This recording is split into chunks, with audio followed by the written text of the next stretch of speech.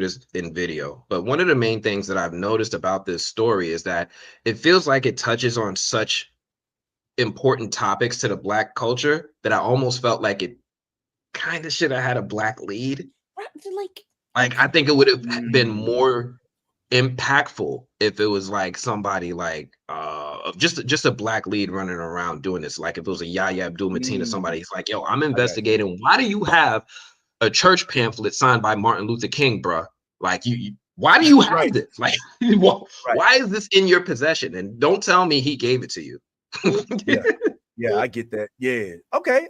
I'm digging it. It remind me of when I had a confrontation not too far from where I stayed with some folks on the corner with some signs, and they had Martin Luther King as one of them signs, and I had to address them as to why that's inappropriate. But that's a whole nother subject for another day. We'll do a segment We're not talking on about that. man. Yeah, that's a whole different subject. Now that King can't. is crazy.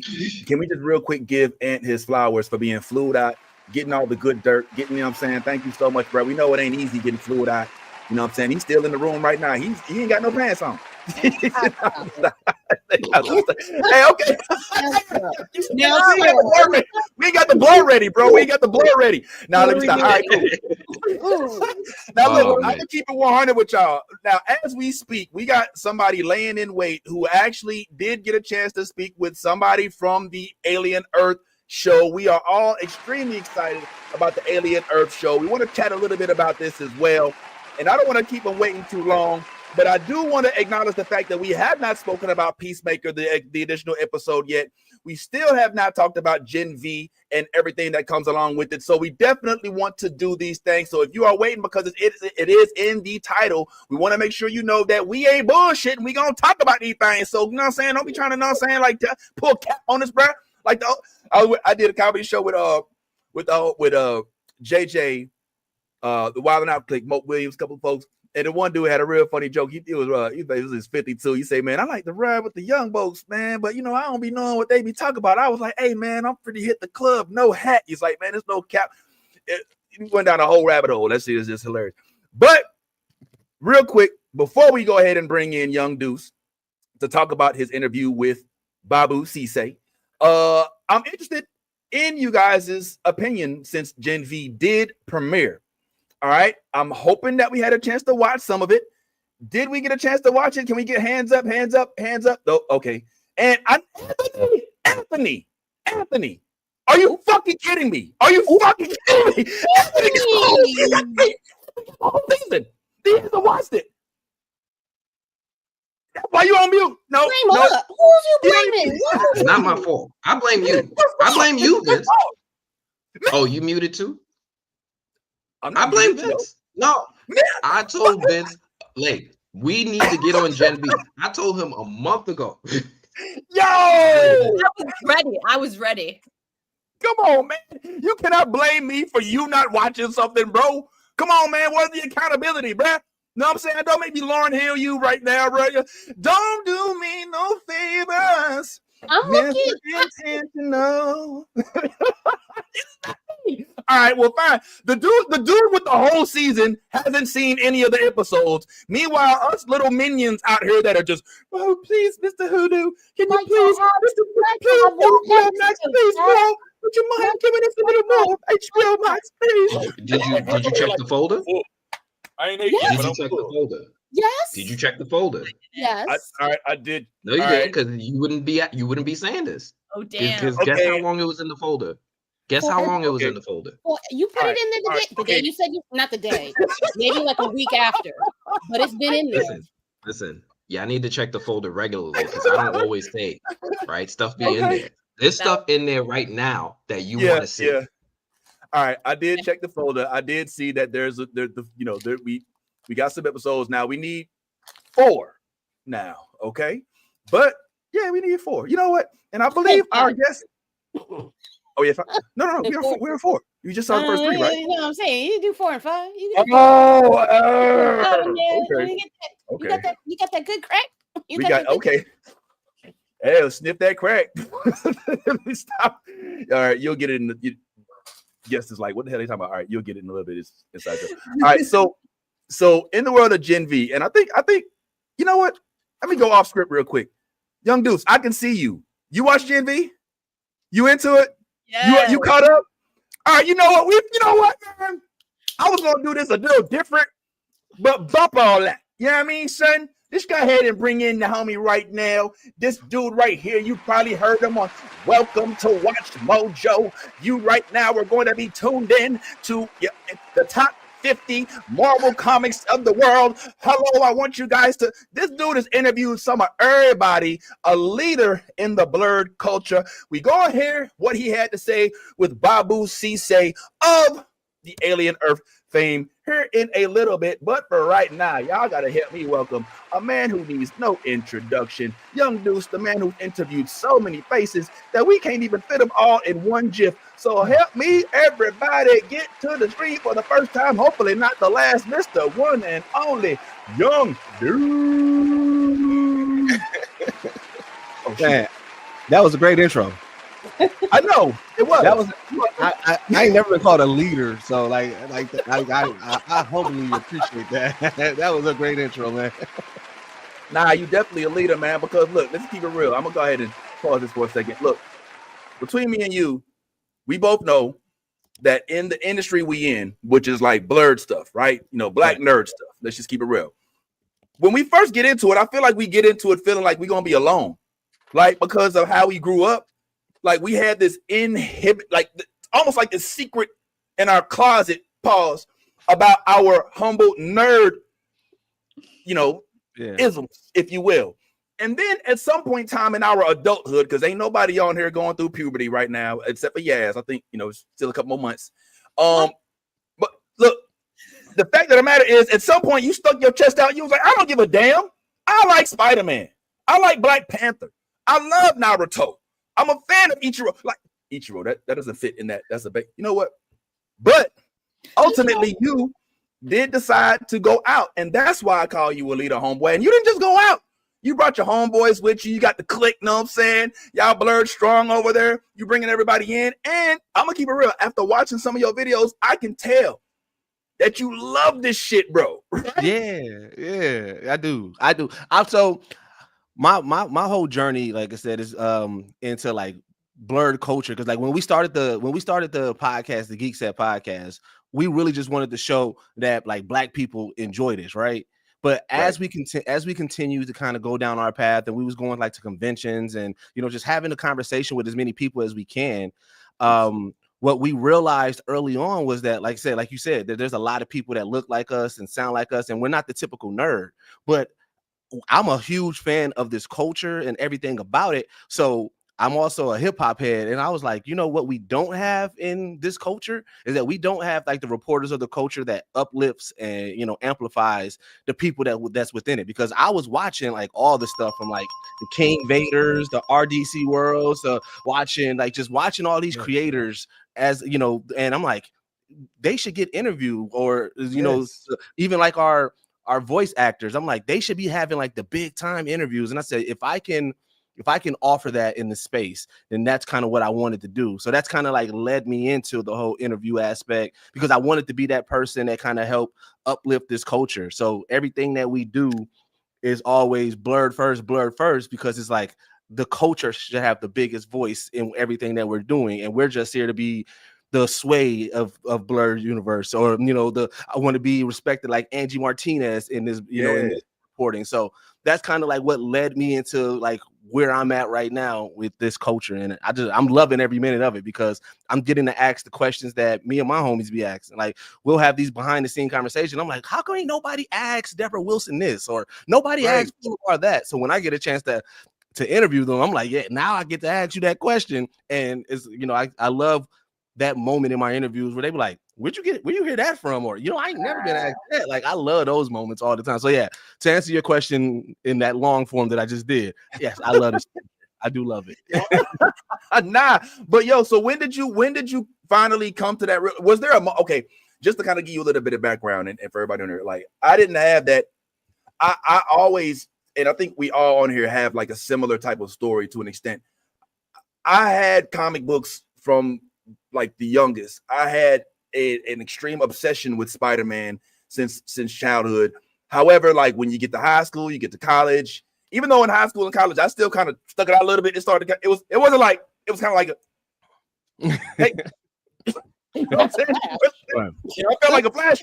But there came a point where, like, I ain't gonna say it was honestly, it was like over 20, like in the 30s, where I was like, you know what, fuck all this, man. So yeah, I like Ninja Turtles. Okay, right. What you gonna do? I still like it. So what? Yeah, so I bought a house and I decorated my whole downstairs with Spider-Man garb. And so what? What you gonna do about it? I own it. You know what I'm saying? Like, is there a moment for you that you was like, you know what? Damn all this. So, because like you said, it always seeps out just a little bit. You make a Dragon Ball Z reference here, Speed Racer reference over here, Pokemon reference. So like it always kind of like seeps out in different ways. But I think that what it was is, when was that moment for me? It definitely, like you said, it was in like the late 20s. I you know what? It's the emergence of Marvel. And the MCU. Because when it started becoming mainstream, I was the reference for a lot of my homies. You know what I'm saying? So like niggas would hit me like, hey, okay, so wait, who was on, like, like whatever the reference is, like, all right, you got Iron Man. Who's the black dude that's with Iron Man? I'm like, oh shit, let me tell you about War Machine, right? You know what I'm saying? Like the little small moments of it. And so once that started becoming a thing, way more bigger and everything, and I'm seeing more people enjoying it, and I'm able to introduce people because I love putting people on. Like that's my whole thing. Like even with anime, like when putting people on with like anime and stuff like that, because I'm hip hop embedded, I make lists, like, you know what I'm saying, how I know like my people will understand. So like somebody asks me for anime recommendation, I'm like, all right, if you want anime where people catching these hands, all right, you're gonna watch this one and this one and this one. If you want, like, so and so it's like that kind of was that moment, because I'm having so many more conversations, you know what I'm saying, with the most random people that you wouldn't even expect to be in that. And that's when I realized, I'm like, yeah, this nerd culture is not what like the TV and media still tries to portray. Like we're not all Steve Urkel. There's a lot of cool niggas in here. And so that's why I was like, you know what I'm saying? I was like, so I'm having these conversations, and that's when I was like, oh, you know what? I can really live into this moment. And I'm just a creative person. So at that point, I'm like, okay, what else can I do within this? How can I amplify it? I love it. I love that. All right. Well, listen, man, I appreciate you being here so early, because I know we were scheduled a little later, because it gives me more time to speak to you, get to know you a little bit, learn a little something. Pause, calm down. All right. But don't let me silence any of my other fellow panelists, as we have my homegirl Yaz over here to the side. What's up, Yaz? We got the homie Anthony at the movie blog to your right, and Kira, aka Lady Mandalore, room full of blurs. I think y'all already probably she know everybody. She know everybody. Like she's like the Yvette Nicole Brown of the world. So what I wanted to do was see if there's possibly a way you wouldn't mind if we get to know you a little bit better, just by maybe asking a few simple, possible pop quizzy type questions, maybe or maybe not under pressure. Let's go. Let's see. All right. I'm all for it. I'm not for sure how I'm gonna do, but I'm all for it. All right. Now listen, these are rapid fire, homeboy. I don't want you to think. I'm gonna give you a choice, and I want you to tell me of the two who or what you prefer.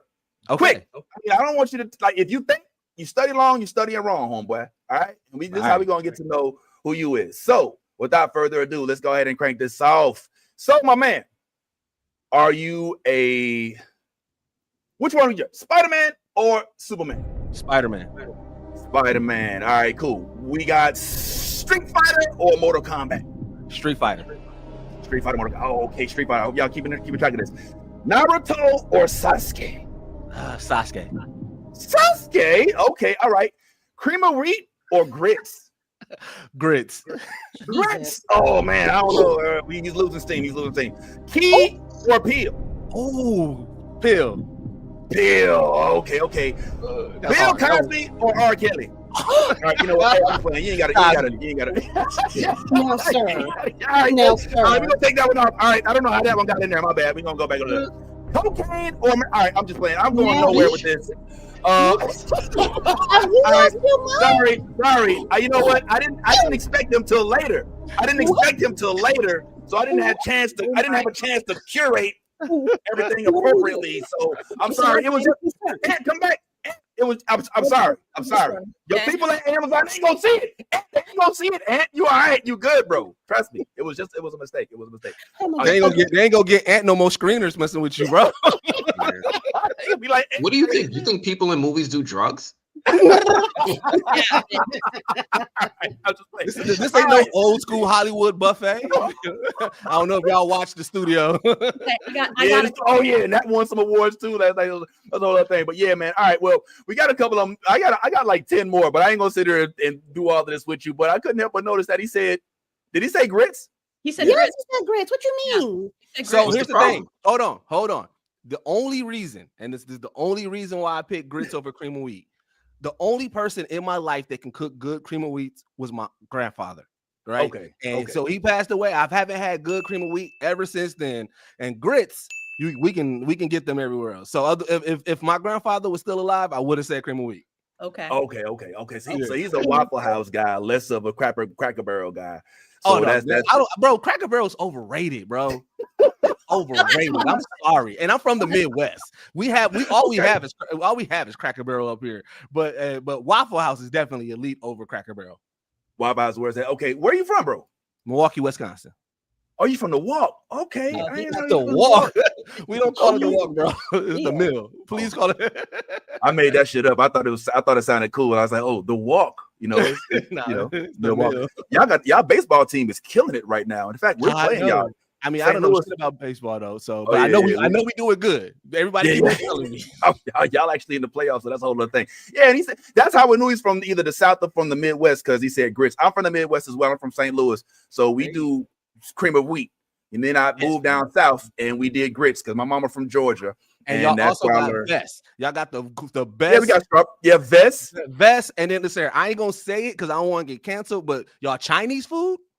I know what y'all call it out there, but that combination together is elite. It is elite. I want to let you know. All right, we ain't supposed to call them Chinamen no more, but yeah, the Chinaman is good. I certainly recommend the Chonghua on Olive if you are out in St. Louis. Let me shut up now. I'm losing the rest of the panel. Okay, I couldn't help but notice that you said Sasuke. Yes. Sasuke over Naruto. Yes. So, that's not incorrect. What's the problem? Okay, lady, come on. Okay, hold on. You got a key witness here, Lady Blurred. Go ahead through Miss Kira, Lady Mandalore. Why is it that you say what? Oh no. This is our guest time. I promise you, I could give you a whole dissertation on why Sasuke should also have his own show. But please. Oh, wow. Damn, his own show. Okay. It's not about me. I'm not even opposed to that. You know what? Sasuke maybe should have his own show, but why don't you tell us, young dudes, why you chose Sasuke over Naruto? So, I mean, all right, listen here. Every MC, especially in Shonen, is going to have plot armor no matter what, right? But I feel like Naruto's plot armor is just a little bit thicker than most. And where Sasuke's story, I really rock with it. Like, I get it. Like, Sasuke did a lot of fuck shit. But I had to ride with him throughout that whole process because his trauma was definitely up there. Not negating Naruto's trauma, but it was like, I don't know, when Sasuke got on the scene, his hands, you know what I'm saying, he was already laying them hands out, and he was just like, his story arc was so compelling to me. Like it was one of the ones that was one of those arcs that I really fell in love with the storytelling of anime. That's when I was like, oh, this we can go anywhere, you know what I'm saying? Like that kind of opened my world, you know what I'm saying, to the storylines of anime. So I got a place in my heart for Sasuke. That I guess that's what you feel as well, Kira. I ain't gonna lie, that makes sense. I like Sasuke's arc. I think it was way more interesting, you know, than just somebody who wants to be Hokage someday. I want to be Hokage someday. And it's like, not Sasuke is like, I want to kill my brother, and then his brother's like, well, maybe not. He's like, all right, well, fine, I'll kill the Green Leaf Village. It's like, oh shit, like, dude. And meanwhile, all the girls, Sasuke.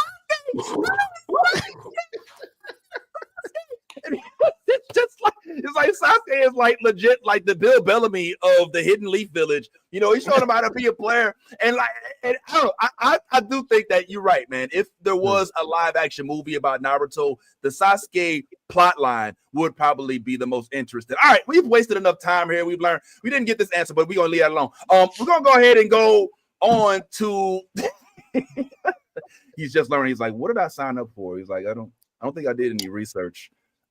Maybe I should have done more. All righty. Alien Earth is one of our favorite shows. Yes. Yes. Correct.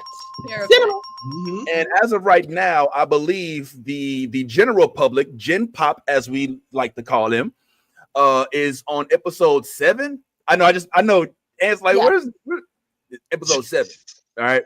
You know, I'm just saying that Gen Pop was about you, Ant, because like, you know, you're like not a normie. You know, you're like, I'm like, oh yeah, I was still watching Alien Earth. I got that like last year. I binged it like in 2024. And we're like, oh shit, like you watched Alien Earth already? So anyway, we're all loving it. Yes. Correct. All right. And I think if I'm not mistaken, this most recent episode was the one that we should have watched. I think it was 7, if I'm not mistaken, right? Mm-hmm. So just as a reference point, we're now on Island Nublar with the released dinosaurs. Why are you confusing people? Don't. Why are you doing this? You see come on, bro. That's what it is, man. Let's not pretend like this isn't Jurassic Park meets Alien, man. Like literally, it's what it is. No.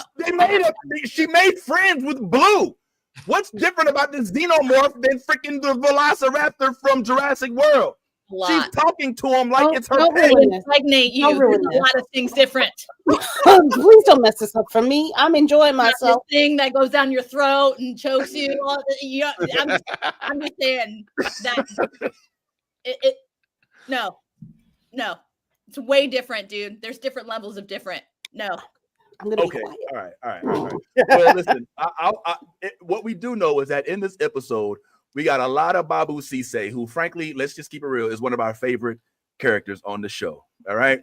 And one of our good friends, who may or may not be on the screen right now, actually had a chance to speak with Mr. Babu Sise. Here is a quick preview of what he had the chance to say, and maybe something that you might learn from him. Joe taught me how scary Peter Pan actually is. And this boy that doesn't want anyone to grow up. And what is growing up? Well, it's becoming more responsible, but also becoming more morally responsible. So you have to do the right thing at some point. But then again, we've got a bunch of adults that are doing whatever they want. And in the midst of that, Moro trying to represent duty. He's saying, well, we have to do what we should do. So I think that Noah explores that with this backdrop of corporations. And, in the modern world we live in right now, we're asking questions of, well, what are the corporations doing? Who's really in charge here? Right. Is it our government, or is it that super powerful billionaire, trillionaire to be over there? Like, what's really controlling things? And we're in the midst of it, trying to make sense of that. So I think that exploration with sci-fi gives us a chance to do. It's what I love so much about this show. This show taught me. Yeah. So if I'm not mistaken, Young Deuce. Yeah. Can I call you Young Deuce? Yeah. No, you just call me. You can call me Deuce. Most people just call me Deuce.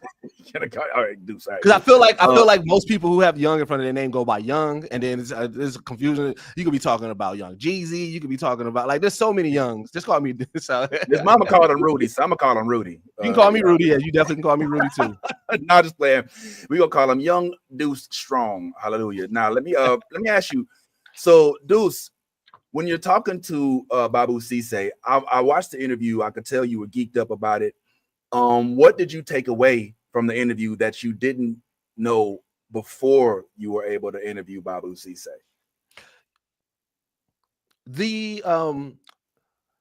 That for one, that Babu Sise is nothing like Morrow. That to me, that's always a compelling aspect of an actor, because you really got to jump into that type of nefariousness of that character. Like Morrow, as much as we love Morrow, he does a lot of wild stuff that you're like, whoa, were you questioning? I mean, even though he's a synth, where you're questioning his morality, you're questioning his, if he's a good person or not. And we know that he's the antagonist.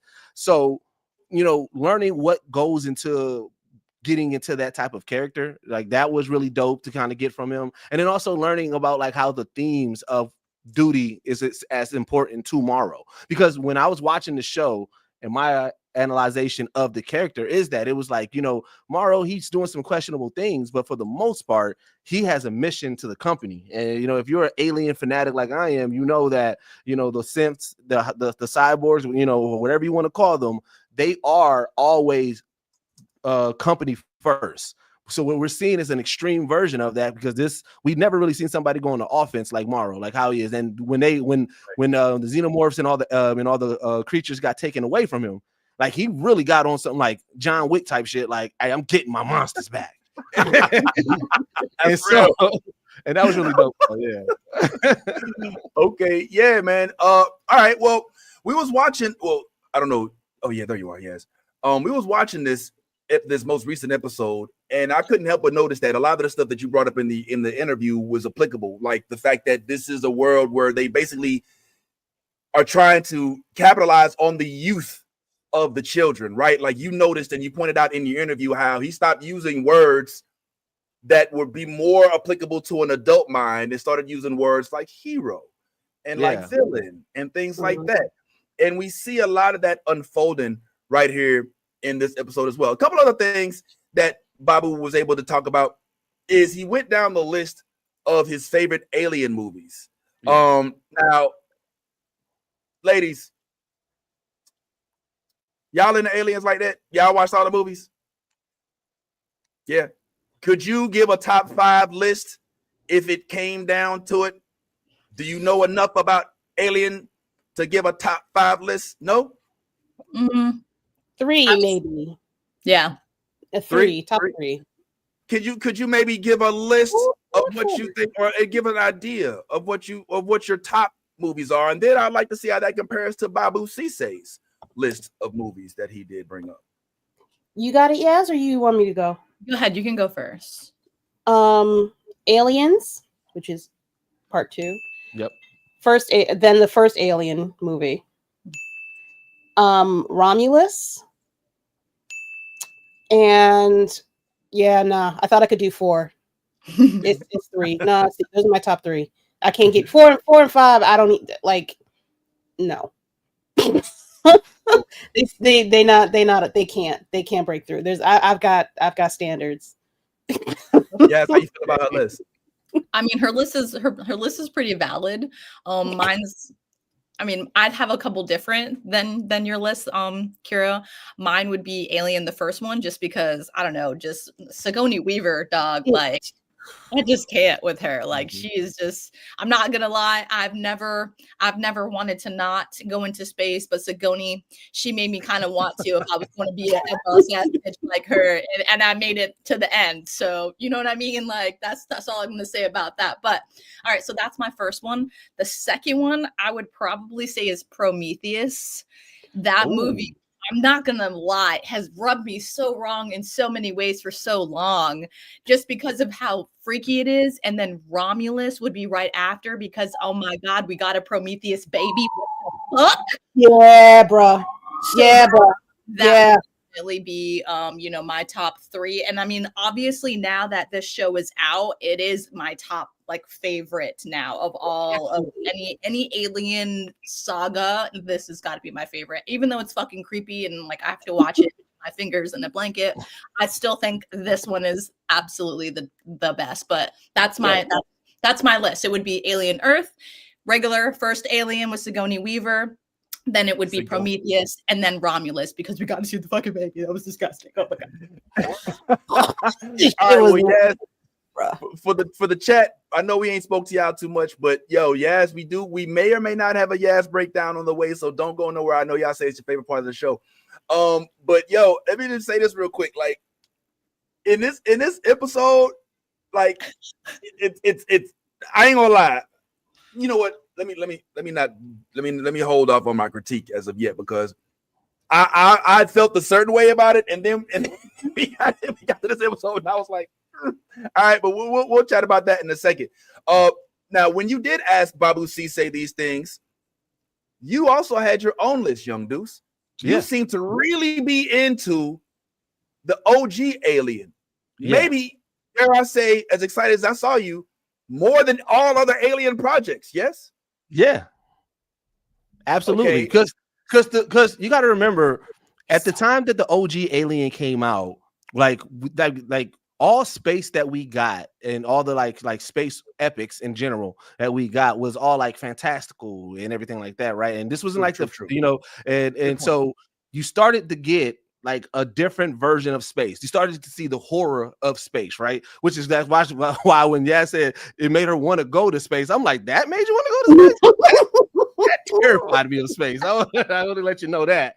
But like to me, I love how the groundwork that it laid for the full franchise and what like Alien is about. To me, that like if you introduce somebody into the Alien universe, obviously you want to start at number 1, but I feel like that's a great number 1 start because it gives you a lot of the lore, it gives you a lot of the mystique, and the feel of it. Just to me, it's one of those like those nostalgia pieces that when you watch it, it takes you back to that moment there. So I really love the first Alien.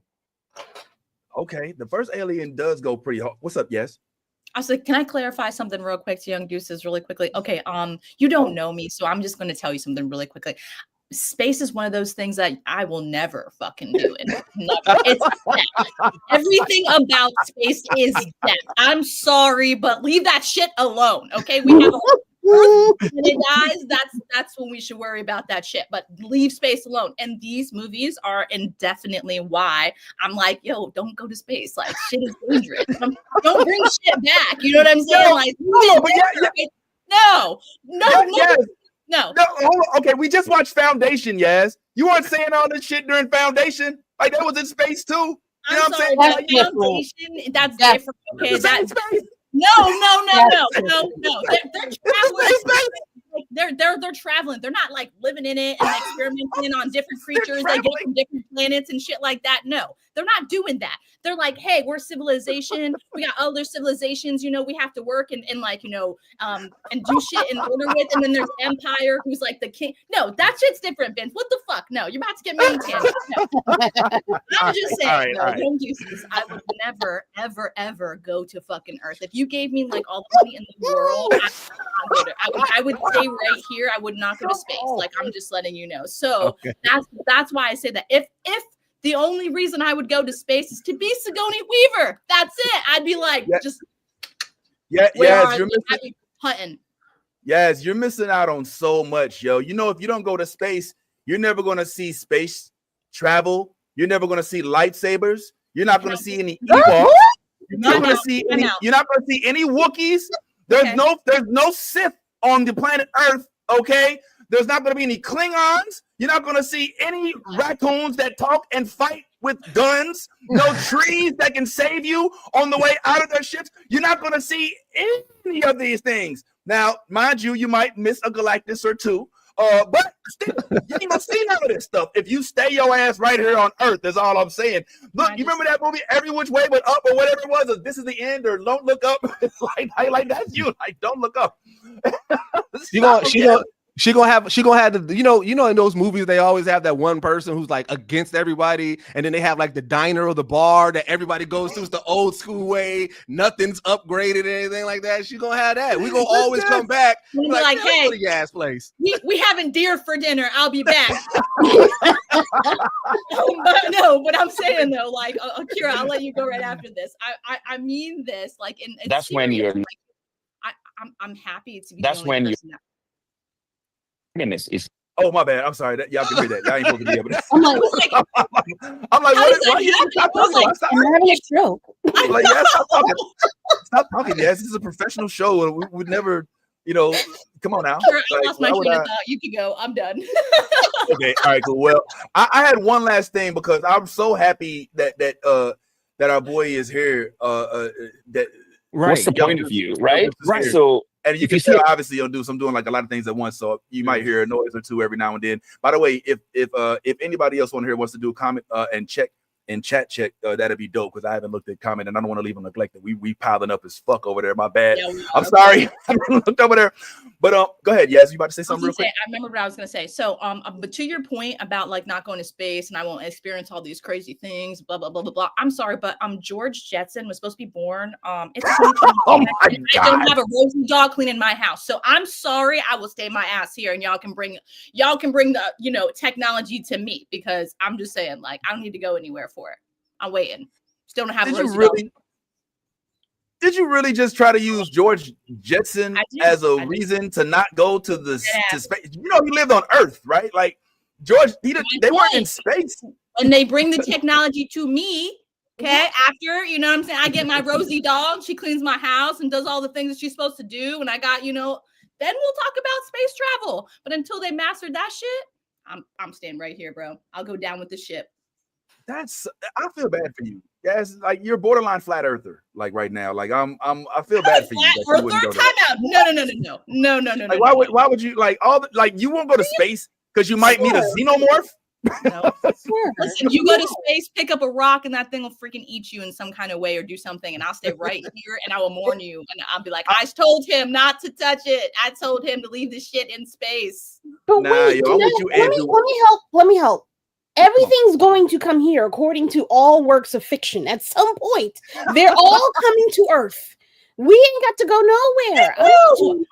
Thank you. No, thank you. I didn't have to land on Plymouth Rock. Plymouth Rock came to me. Sorry.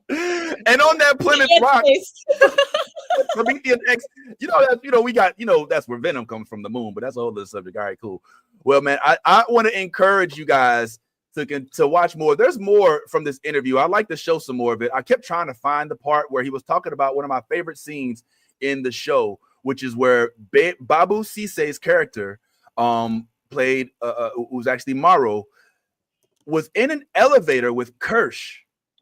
And in this scene, like Babu Cisse, Morrow, I should say, and the dude from Justified, who's I'm named, please tell me his name. Timothy Oliphant. Timothy Oliphant, of course, If you're trying to grab it on my Instagram, it's the one that got the photo of me and him. Oh, you put it on Instagram? Oh, I was my dumb ass sitting there looking on the YouTube like an idiot. Yeah.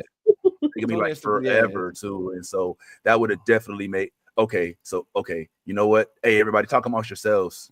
Because I'm gonna go ahead and bring this up. Now let me stop. But that to me was like one of the dopest scenes. And here, Mr. Babu Cisse is to tell us the thought process behind that. And actually, like that elevator scene between Morrow and Kirsch. Yeah, absolute cinema. Yeah, I love that scene. I love doing that scene. I love working with Tim. And he came in and he's such a creative person. And he said to me, hey, so I'm in there with my intense Morrow energy. He said, it's just two guys, So it's two guys, you're middle management on your side, I'm middle management on mine. We're here. It's a thing of, they're talking to each other about, well, what's it like over there? What's it like being replaced? And of course, it's got all that extra edge because we are going to kill each other maybe. But maybe not right now, because this is not a good place. And when he said that, I just started laughing. I thought, oh, this is beautiful. So even though we had that tension, the knowledge that underneath it, there's a little bit of maybe respect. It's like, okay, you're carrying your burden, I'm carrying mine. We get each other. It's okay. We'll have our day. Yeah. The way that you bring. If I can keep it 100 with you, that literally was one of my favorite scenes in the whole entire show. Was because another thing, if you will, Deuces, one thing we're learning about in this show is the complexity in the different characters. And we haven't gone this far in the prior Aliens. Now, don't get me wrong, we've always had an android. There's always been but we never really delved into the history of what made them an android. Why is an android just like nobody's sitting there like, oh shit, it's an android. Like it's so common now, it's institutionalized, right? So, like in this instance, we get to not only see what the mind, quote unquote, of an android, even though I know they don't call them android, they call them synths in this now. But we see that versus the cyborg. And I know a lot of folks that are watching just very casually don't take the time to say, okay, one's a cyborg, one's an android, one's a synthetic body, one's half human, half. Yeah. Okay, how do they feel about each other? And so you went right to the crux of that, man. And I love that. Honestly, this is why you shouldn't smoke. I forgot. I meant to bring the script of that scene to read it because sometimes when you read this, I'm gonna find it while we're here. But did you get the answer you were looking for, Young Deuce, when you asked him this, Joe? I definitely was, and like I said, you hit it on the nail on the head for sure about because when I'm watching this show, again, as much as I watch Aliens, there's a lot of rules that like the androids sense, that they are supposed to have. So when you're seeing them actively break those rules or go against the humans, which they're supposed to be programmed not to, it's like, wait. So like, what are you now? Because like you said, when you start seeing it, it's like, all right, like even like with Kirsch, when you're seeing how Kirsch treats Boy Cavalier, I'm like, wait a minute, how is he talking to him like that? Because usually, you can't. And so it's now I'm like, okay, so wait, what are you now? And so it's like you said, it's diving deeper into what these synthetics are. And yeah, so he gave me the answer I was definitely looking for. But it also, I felt like he kind of let a tidbit go. Now, I didn't get those early screeners, so I have no clue. But when he was like, yeah, we going to kill each other, I'm like, oh, all right. So somebody definitely we're gonna be a fight to the death at some point here in regards to that. So I just like that. Also, the intensity of that elevator scene. That like, yes, there was structure behind it. Like I said, there was something that caused that that tension, but it was also like trying to fill each other out because they both really don't even know what each other is. It's like, you came from this company, I came from this company, but what are you and what am I? Like, we don't know I don't know what your skill set is, and you don't know what my skill set is. So we kind of got to figure each other out. So yeah, both of those actors have been killing it as like far as the duality in this show between them. Yo, that is perfect. And they didn't spare any change on the casting, in my opinion. Like Timothy Olyphant ain't no bullshit. You know what I'm saying? Like Babu C say, these ain't no bullshit ass actors. You know what I'm saying? So big up to FX, who quietly puts out some of the dopest content we know. We don't really talk about him as much. Hallelujah. But because it goes directly to Hulu, that's a story for another day. Now, for those of y'all who are not up to par with Alien and look, Anthony, you all right? Did you get that Cuban cafe? You need to head down to the Fort Lickendale get you some mojo, homebo. Like, go into get you some Cuban cafe. Walk up into the, hey, mira, coño, necesita un poquito café porque tengo. Ahí está. Now, why are you so sleepy, bro? Wake up, man. Goddamn, man. Calm your ass down. Stop. We know he was flued out, so he done did some things for some chains overnight, so he a little sleepy.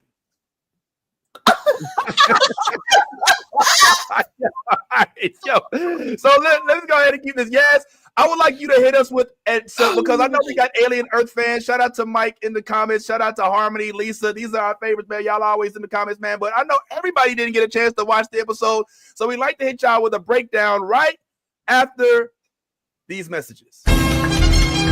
We now present you with a public service announcement from the ladies of Pink Riot.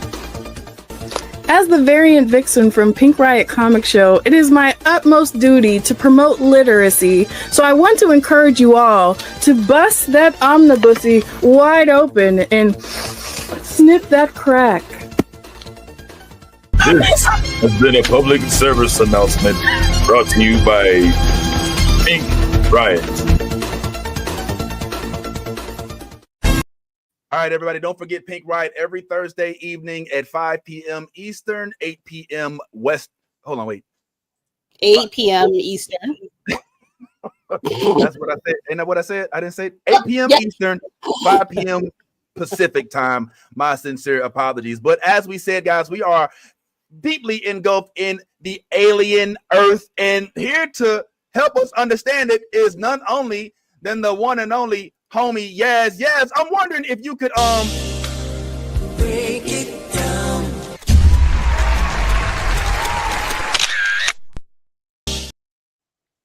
Yazzie, you up? What happened on this most recent episode of Alien Earth?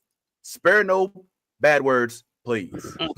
I will not. Don't worry. Okay, episode 7. I think you guys should strap on in because you're gonna need a seatbelt for this ride. This show is anything but out of the ordinary. It is fucking nuts. You got these aliens that strap onto your head and plant babies in you, and then they die after. It's like a whole bee sting effect type thing. But you birth an alien. That's what they forgot to tell you. You know what I'm saying? Just throwing it out there. But we get to see it in full-fledged in this episode, actually.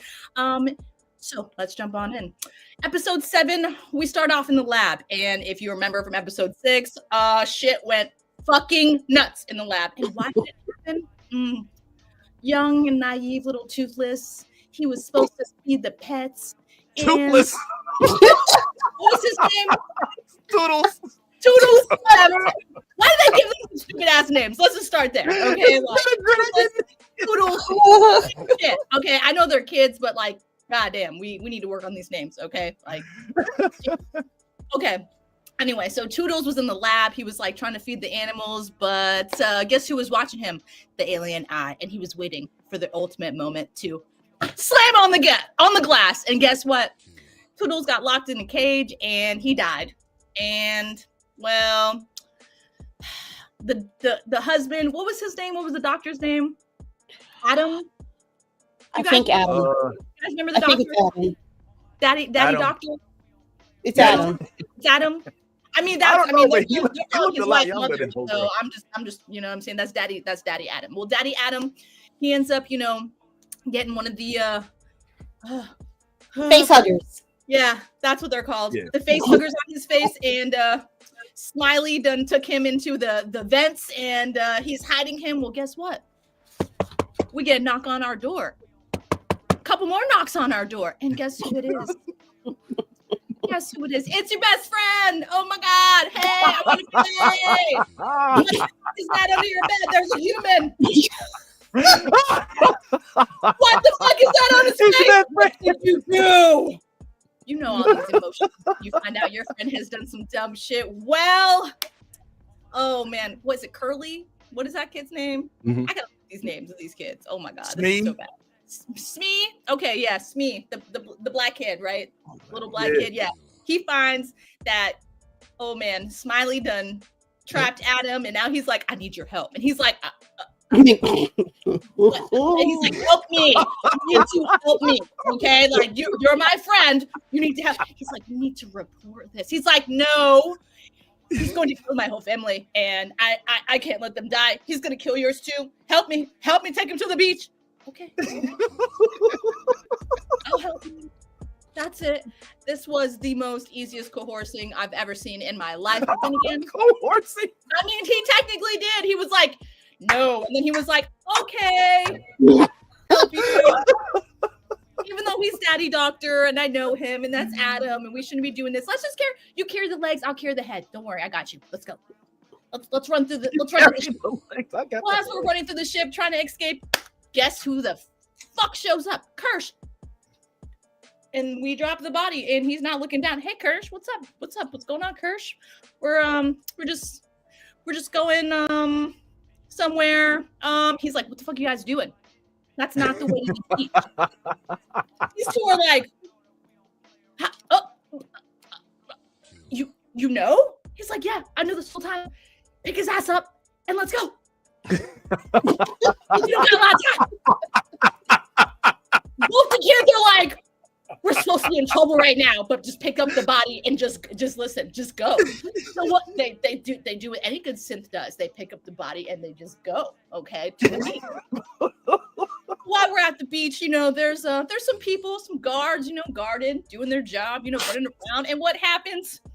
Smiley and Smee, they just drop Adam and they're like, oh shit, hide.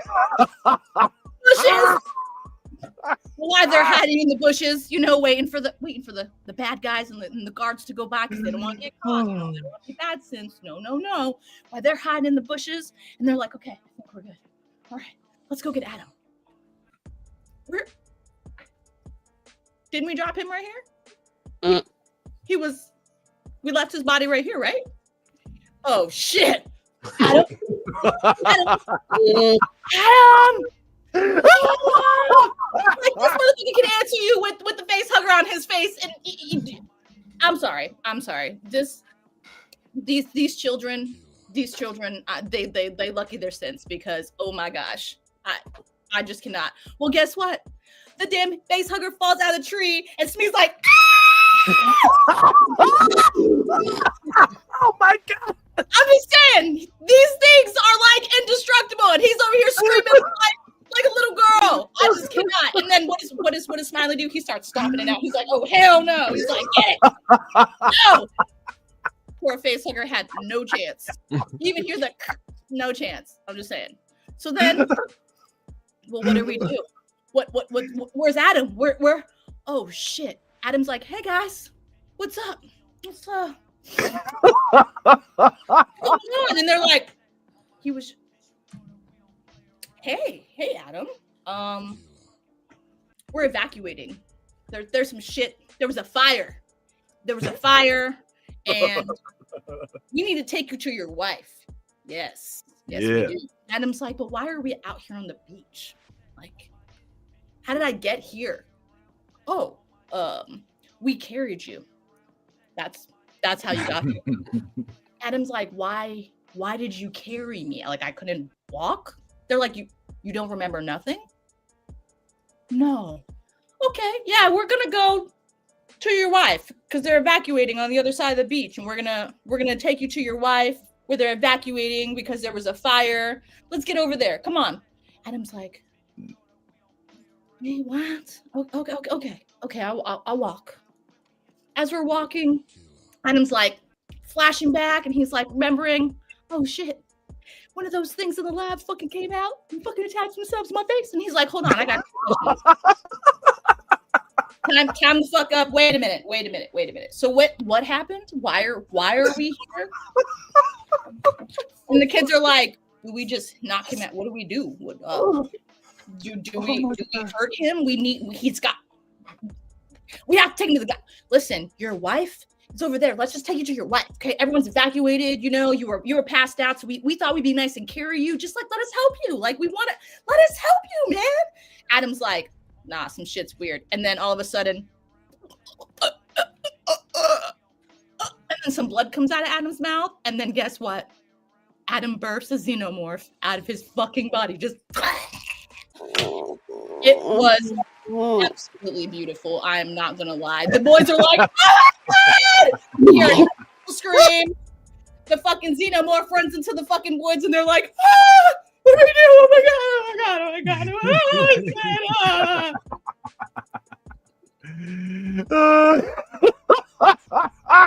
Well, then they're like, oh, well, we have to look for it because I mean, like, we got to bring it to the guy, or he's gonna kill my family. And Smee's like, I don't want to do this anymore. I just want to go home. I just did what you asked, and now you said it was gonna be okay. He's dead, and I just like, I don't know. And he's like, listen, man, we got to find the fucking thing. Let's go. And guess what? They didn't find the xenomorph. You know who they found? They found Morrow, or should I say Morrow found him. And the SEAL team with Morrow was epic. Let's just start there, okay? They showed up on the beach like Navy SEALs just popping out of the water, all gangster in their masks. I was like, oh, yeah, we watching Downward Hawk or something shit. Like it was. I was really when Morrow took the mask off, and I was like, oh shit, it's Morrow. He about to fuck some shit up. We going xenomorph hunting. Oh shit. And then I get to watch and see, oh god, as Kirsch is like watching everything go down in his iPad, and he's like, oh, there's something going on. We had to go into the lab and fix everything. And oh, Wendy, hey Wendy, you boy genius, gotta explain to you what happened. Okay, well, this one, he was dumb enough to go in there and they eat him. So, the bugs eat minerals, and he is a beautiful fucking mineral. And you know, they ate him, so they never had nothing like that on Earth, like in their planet before. So they consume. Oh, and by the way, they digest their food on the outside of their bodies. So that's what that all over it, fucking whatever his name was, Toodles. Whatever. Toodles. I don't even know. That is how he died. Fucking disgusting. It's fucking disgusting. Anyway, yeah, so Wendy's learning that, like, you know, we man down when the kids are down, and everyone's like, well, shit happens. We can upload his consciousness into another body though, right? Like that's my technology. We can just like fix it, and then he'll be good, right? Boy Genius is obviously wondering this to Kirsch, and Kirsch is like, well, technically it's kind of how it was designed, but like testing it. We haven't really done that part yet. And he was like, okay, well, good. Well, this is why we're here. So go get the shit done and, give me another kid now. Do it. And Wendy's like, hold up. We are people too. Okay. You're like, what the fuck?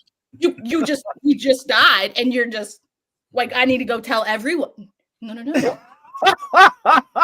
She's like, hold up, Wendy. Wendy, I think you need to take a minute and she's like, what? I need to take a minute? I'm man down and you're not gonna tell everyone I'm man. Oh, hell no. And he's like, Wendy, let's just go and calm you down back in your own dorm. She's like, fuck no, I'm gonna go tell the kids. Oh shit. Well, what does Boy Genius and Kirsch do? They're like, well, we have to fix the lab stuff and we gotta keep an eye on Wendy as well, make sure she doesn't and what happens? Her fucking brother finds her and they're like, let's escape. I got these plans. I saw the Dr. Adam. He gave me all the codes. He gave me the map. I know how to get the fuck out of here. Yo, let's hatch a plan. We fly in the coop. Let's go save some of the other ones. Well, guess what? What is the little girl's name? What's the little redhead girl's name? Yeah, I know. I want to call her Mary because of the Immaculate Conception, but that's not her name. Okay. Comment, tell me out. What is the redhead synth girl's name? Come on, chat. What is her name, chat? Help me out. You got it. Man, I know it too. It's on the tip of my. What is it? Oh, here it go. What is it? Sarah. Sarah. It is? Trisha said Sarah. Okay, we're gonna go with Sarah. Okay, well, Sarah Nibs. That's her name. Sarah. Oh, Nibs. Mike, you killed Nibs. There it is. Yeah. Nibs. Thank you. Okay, so Nibs. Sarah might have been her regular, her human name, but Yeah. Nibs. Yeah. There you go. My bad, Trisha. Damn. Trisha, thank you. We got you. Thank you, girls. In the comments, I appreciate it. All right, so yeah, so she's like, Nibs, you want to leave?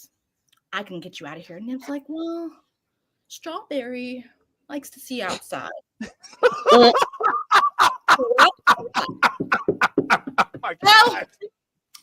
and the other girl was like, I'm not going anywhere. I'm staying right here. Nope, fuck that. I was supposed to be in the lab helping Toothless. Now Toothless is dead. I'm pissed. I'm staying right here. Nope. She's like, all right, bitch, if you stay, this is Wendy, by the way. I'm Wendy now. She's like, all right, bitch, if you stay, you better not fucking say shit. She's like, I said, if you stay, you better not say shit. Now, girl's like, okay, I promise, Wendy, just calm it down. And then Wendy's like, that's what I fucking thought. And then she's like, you know what? I got another fucking plan, backup plan, because I'm that bitch. And she's like, let me touch the screen real quick and start doing my little shit. Well, for those who know, okay, Wendy can communicate through screens. She can unlock shit. And she decided, you know what? I'm gonna escape. Let my baby boo escape too. Okay? Xenomorph out. That green went from red, and everybody in the fucking lab is dead. That's all I'm gonna say right now. Like, God damn it. But then, Yo, wrap it up, yes, wrap it up. I'm rapping. But then we see, Wendy, and she's like, I'm out here trucking, and I got my little baby boo somewhere in the woods, and I'm good. I don't gotta worry about this shit. And then guess what? The SEAL team, second team, not the first team, second team. They're like, hey, the fuck you doing? You shouldn't be here. Like, no, you shouldn't be here. You know what? I'm gonna give you the chance to run. You should run. You should go. The fuck? No, we're gonna. She's like, no, you should run. And then she's like, okay, you don't want to listen, bitch? I gave you 2 tries. And then guess what? Xenomorph was like, and just, oh my God, it's just all them died. And guess what? The best part about this was Nip sitting there with Strawberry just smiling, just smiling, watching them humans get murdered. She's just like, she told you. And then we're walking again, and we made it to the boat. But on the way to the boat, we see 6 unmarked graves, but they're marked graves with the children's names on them because the children's body is there. But Wendy's like, that's not us. We are here. that's someone else's body. That's not our body. That's Sarah and Marnie, whatever her name is. Those are their bodies. It's not us. Let's walk. Come on. Let's go, Nibs. Nibs is like, bye. And then they walk and they get to the boat, and guess what? Fucking Hermit's crew is on the boat waiting for their asses. God damn it! Yo, that bitch was smart as fuck. His little boo, whatever. They got some sexual tension. Him and that girl, like that. The black lady. Yo, I'm just Hermit. I fucking told you, Hermit. Like, yo, she was. I think she's more pissed than anything that he like defied all laws and was like, listen, this money, my sister is better. I'm out of this bitch. Okay. And guess what? They capture them. And guess who's lurking in the bushes waiting, like trying to attack, but then realizes, oh shit, I should not attack because they fucking Nibs got pissed off when you touch Strawberry. And guess what happens when you touch Strawberry and throw Strawberry into the water? You get your jaw rip off, bitch. Oh wow. Holy shit. That was like the epic. That was better than watching a curb stomp on television. She just like, hey yo. And then she was just like, it was just dangling, bro, like just like chilling, like. And then she was using it to beat the shit out of the other bad guys. Like, can we just start there? Nibs? I'm taking Nibs on Titan. That bitch is ride or die. Okay, like I'm sorry, but when you fuck with Strawberry, she snaps, and I'm okay.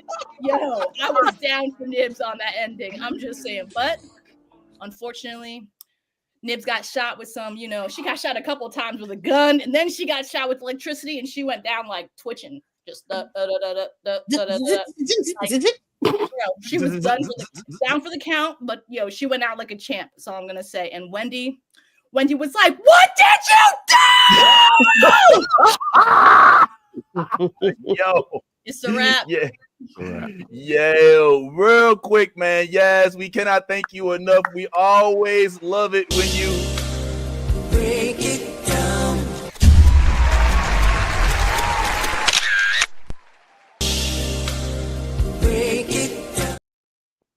I didn't mean to do it twice. Yo, yes, I literally had to go get a towel. I had to go get a towel because I started crying because tears.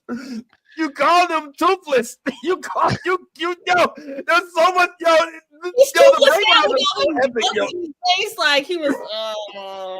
Yeah. Yo, I love it. Yo. One more time for Yaz. Yo, Yaz is a freaking She come on, man. You gotta love Yaz when she does those epic breakdowns. But I do want to. But before we get into a little bit of Peacemaker, I definitely want to talk about some of the stuff that Yaz was talking about. So Yaz, basically, and all of us where we watched it. This episode, it broke some barriers. Like we have been safely inside of these spaceships, inside of these worlds, and all of the aliens as of thus far, Deuce, have been basically contained at the best of their ability, right? They've been in at least a ship or maybe a little I don't know, you want to call them a lab or whatever. But this is the first episode in which we get Jurassic World, aka Alien Earth. Right. Now the lysine hasn't worked. It hasn't killed off the velociraptors, and now they're in the woods. They're out of the mansion, and they're living amongst us now. As of this point, Deuce, they're still on the island, right? Yeah. But what has been established now, and you tell me what you think about this too, is now we see what the plot lines are. This is a battle between two of the 5 companies, right? This is between Prodigy and Weyland-Yutani. And so we have Morrow representing Weyland-Yutani. Say it again. Hold on. Say it again. Weyland-Yutani is a Weyland-Yutani. Okay, sorry. My bad, bro. Look, man, I read subtitles when I watch shit. Okay, it ain't got none. So he's like, wait, I'm like, what? I'm trying to read the. I'm like, let me put the closed caption. So Weyland-Yutani and all of that on it. So now we see where it's going. Okay, and isn't this so ironic that this is honestly a really realistic plot? Like, if the world goes down, it's going to be because 2 rich motherfuckers or a bunch of rich fuckers were willing to put all of those. Apple, Meta, Links. Amazon. What's the link? Tesla. Yeah, Amazon. Yeah, Starlink. Shit, Disney Plus. They done took over everything. Goddamn. Look, look, bro. I would not be surprised if I get a letter from my mortgage company and they're like, "Oh, you are now owned by Disney Plus." Like, hold on, man. You own my house? So, like, what do we do with this information? Ed, you've been a little quiet throughout this. What do you think about where we are now? Is this going to actually? How is this going to bode? We've got a toy pet velociraptor alien xenomorph who's in the woods, basically looking like he got looking like Cash Money. You looking like you freaking baby. Like, hey man, y'all told me to pull up. You know what I'm saying? I just want to know. It's probably you want to pull up on Charlie. You know what I'm saying? So as we done is we finish, and then he goes up into the woods. What are we doing? What are you doing, Ant? Talk to me. Well, most of us are reading the chat, the private chat. That's what most of us is doing. I would love to help not spoil it for some of us that may or may not have perused this particular episode. He is not when he rewatches this finally. Yo, wait a minute. Hold up, man. And are you? Yo, wait a minute. You're not. Are you fucking kidding me? I'm sorry, Ann. I'm glad you had me on mute this whole time, bro. I'm glad. Hold up, man. Dude, I'm so mad. I'm embarrassed you did this in front of company. We got company. You know what I'm saying? Okay, let me chat. Chat. You see, Ed was sitting there making all these faces. This nigga wasn't even listening. He was on mute. I have no My bad, bro. That whole freaking 30-minute filibuster we just got from Yaz. Freaking Ed didn't see. He just gave us his freaking. He was doing the little circle in the bottom of the screen at Sesame Street. Oh, you don't say. What? Yo,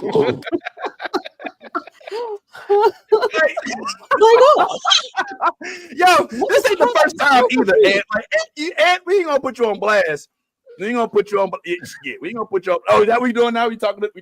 Hey, one of these does not belong. Which one of these is it together? You know what I'm saying? But I can copy off your test, right?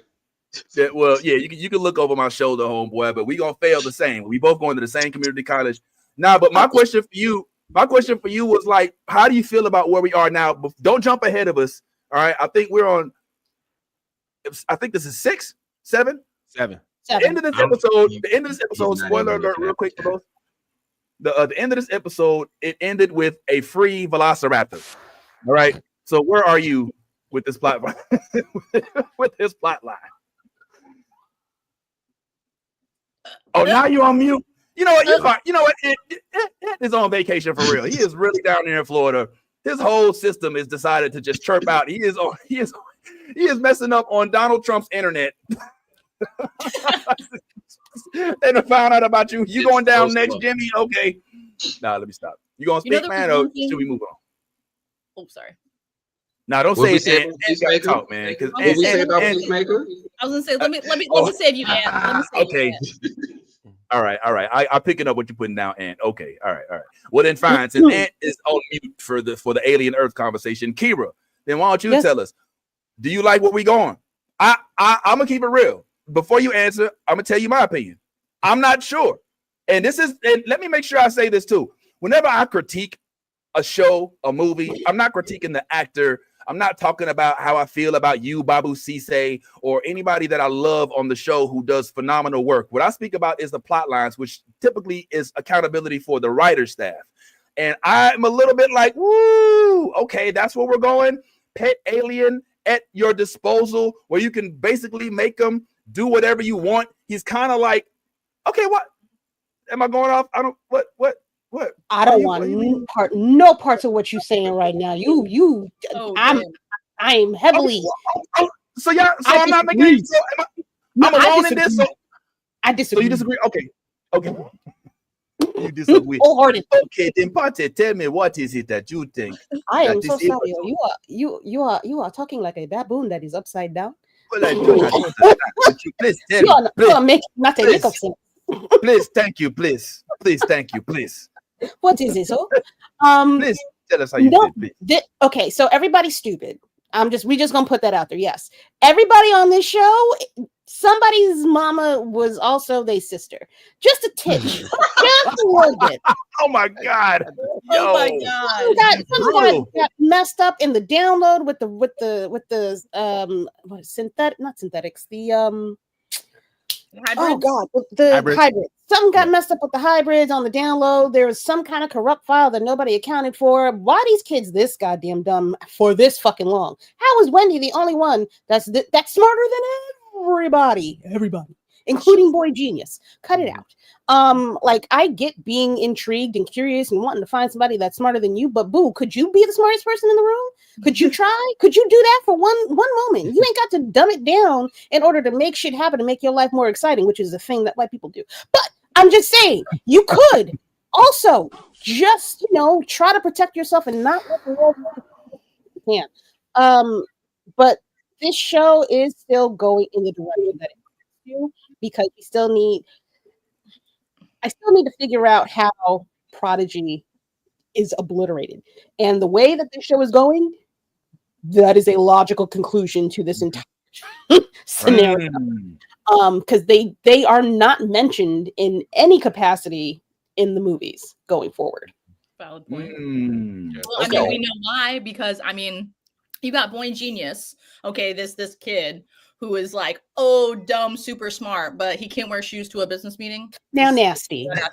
And then he I like that actually. In his toes.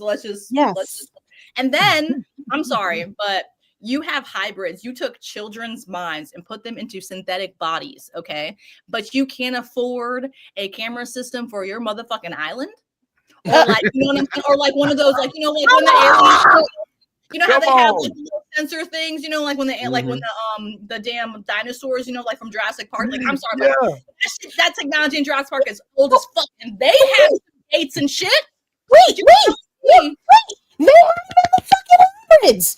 They have the hybrids. You didn't put it on the fucking hybrids. Why didn't you? Are you fucking kidding? Are you fucking kidding me? Are you on some bullshit? You just peep us. This whole thing is a visualization of what happens when people got too much goddamn money. You have too much money and not enough people around you to tell you no. Beat that ass a little bit. He should. Okay, I'm not an advocate for violence on children at all in any way, shape, or form. However, he needed to be put in time out for an extended period of time. Like maybe. Yeah. Maybe. I do not disagree with you. I mean, in one of these instances, I would say, it's okay to have, discipline your child. That child needs to be a little bit more disciplined. Just hold them under the water until the bubbles stop for like 2 seconds. Just for 2 seconds. I want to go that like a bell in the shower, you know what I'm saying, to like wake him up a little bit every now and then. You know what I'm saying? Look at these things. You don't know. With you. Okay, these are the two. These are the women. The only ones talking are the ones without kids.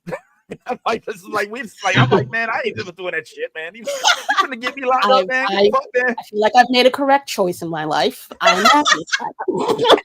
Hey, I ain't gonna sit there and argue with you, man. You definitely on the right side. All right, so let me. All right, the point I'm making is okay. What? This is kind of comparable to He's kind of like Quan Chi. She's kind of like she's got this. This. Good. I mean, because the thing that I think should talk about, and you tell me, Deuce, if you feel the same way. I feel like Wendy is on a edge of not being the protagonist in this story. Like we've kind of heralded her as the superhero. Oh, she had a kid. She was going to die. Terminal. Oh, she's in the bowel. She missed her brother. But now she is the conduit for the alien species, and she doesn't use it for us to to be friends. She's using him as a weapon. She's communicating with the alien and pointing her. She's pointing the xenomorph at her enemies. And here's the part. Let me get this last part out. And then Ant, and then Kira, and then Deuce. Let me get this part out. the disturbing part about it is, even though she gives folks ample warning that this is what is about to happen, like, yo, look, hey, this ain't what you want. You know, remember the cleaner said to the entertainer, this ain't what you want. But then after they get their heads smashed in, their bodies mangled, the pieces of them flying all over the place, she has zero remorse. She has zero care. She literally, I mean, because you got to keep in mind, like, some of these folks, just like, her brother works for the same type of company. You know what I'm saying? Like, she's killing people that are almost just like her brother. Simple employees. Don't get me wrong. Yeah, I know you can compare them to Nazis, but she's killing them, and she's just like, yo, I told you. So I don't know. She's borderline to me. There's a borderline between John Wick and Frank Castle. Okay, like, you just gotta, you gotta pick. Come on. What's up, Yes? Okay, so to your point, you have to remember Wendy, her whole mission and reason why she technically probably let go of the xenomorph is because her whole argument with Boy Genius and with everyone else was like, they didn't ask to come here. Right.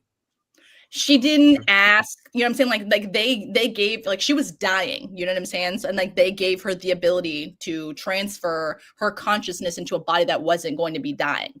So you see what I'm saying? So like Wendy feels this type of connection with, like, I didn't choose this. It was thrusted upon me. So she feels, you know what I'm saying? Like this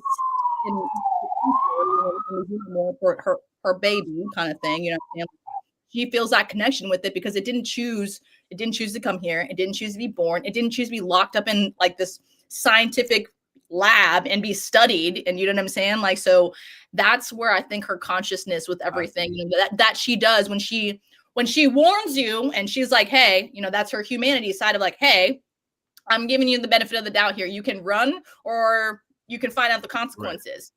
You know what I'm saying? So, and her way of doing that, I think that's her way of like giving them the opportunity to make that choice. Like, you have the choice, you chose not to. You run and found out. So I think that's why she doesn't feel any empathy when she sends the creature after people, is because she's like, listen, we all didn't have a choice, but I'm giving you a choice to run or to keep fucking around and finding out. And guess what? You're gonna die if you fuck around and find out. So it's a good point. Ant, you had a point, and then Kira, I don't want to talk. Ant, he's been. I just had a question. Because we were talking about how like Prodigy doesn't exist in the films, and we don't really hear a lot about them. I had another question. When is the first time that we see an alien queen? Because one thing I kept trying to figure out is the origin of the alien queens, because we see aliens, where they come from, the face huggers, put them into humans, they burst out. So where do the queens come from? And I'm wondering if this show is going to answer that for us. It's a good question. That's a phenomenal question. Deuce? Well, yeah, Kira. You speak out, whoever want to speak out. I ain't going to. Okay. Deuce, no, so what I was going to say too, like even to the point of like Wendy's mindset, you got to remember that first conversation that she had with Kirsch at the very, very beginning with the scorpion being trapped. Remember, like that was a whole moral dilemma for her, because at first she wanted to kill the scorpion because it scared her. But then, Kirsch kind of put in an idea. He was like, well, think how the scorpion must feel coming in this world, being trapped in this glass, looking at these so-called giants to him, right? So in her, like that was like her early on message that she got before she got transferred over into her new synth body. Or hybrid body. And now that's kind of like, you got to think as a kid, you get one of those like, when you get one of those lessons early, you latch onto that lesson, and that kind of becomes your identity until you start evolving into, other things. And I can see her looking at the alien. Got to think, she saw that xenomorph from a baby, and like, you know what I'm saying, to where it's at now. That's why my only gripe with this last episode was that they captured the new baby alien too fast, because I wanted to see the dynamic of, she pretty much mothered this other xenomorph. Now we got this new xenomorph coming. How is that interaction? I really wanted to see that in that wild setting. I have a question. I think I have a question. I know I have a question. I feel like several ways I could say this. I wonder if there's a link between the xenomorph that was hatched from her brother's lung I wonder if there's some kind of a connection between his DNA with her. That's what's been bothering me, and I don't understand when she developed this power to communicate with these fucking aliens. There's been no like direct moment in time except for when she got murked up until she woke up. So Yeah, I don't. It was just like an idea that Boy Cavalier said, "You can do this, so do it," and then she just did it, and it was like, yeah, they didn't. Yeah, Right. Like it's weird. It's weird. So I'm wondering if the reason why she don't give a Wendy does not give a fuck about nobody except for this alien and getting off this planet is because there is that genetic connection with the alien now. Interesting. and especially, I was going to say last thing. Oh yeah, last thing I was going to say. The real interesting part of it is that prior to Wendy being able to communicate with the xenomorph, we've only seen Sigourney Weaver being able to do that, and hers wasn't the same way that Wendy is doing it. Like the way that it was more telepathic or like just more of an understanding. So, like I said, right now it's a lot that's up in the air about how to communicate with these xenomorphs. Yeah, because I honestly was thinking like, well, actually, remember in Sigourney Weaver, it was more, or as Yaz calls it, what is Sigourney? Whatever, dude. That's a hard ass name. She was impregnated. I mean, not impregnated, so to speak. But yeah. So she was like the mother, and so they were not fucking with her because she was one of them, so to speak, in a sense. This is a completely different instance. This is a chick who's not even human.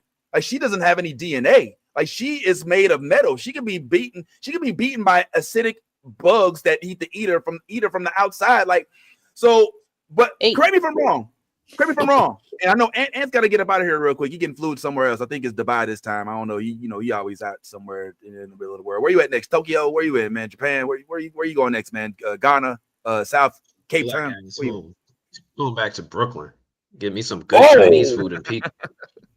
Hey, watch out now. Hey, don't start. Because if you want to put up New York Chinese food versus St. Louis Chinese food. Hold on. I'm glad you picked your battle. Don't say nothing about pizza. I won't. No, even though Emo's got something to say, but y'all got this weird thing where you don't like pizza to be from a franchise. So I don't know. I'm gonna leave that alone. That's a whole other subject. But don't make that face. Don't make that face. Right there. Are you okay? Are you on board? Kira, let me pull up Brooklyn. What's your strain? You got something contaminated in your shit, homie. What's going on?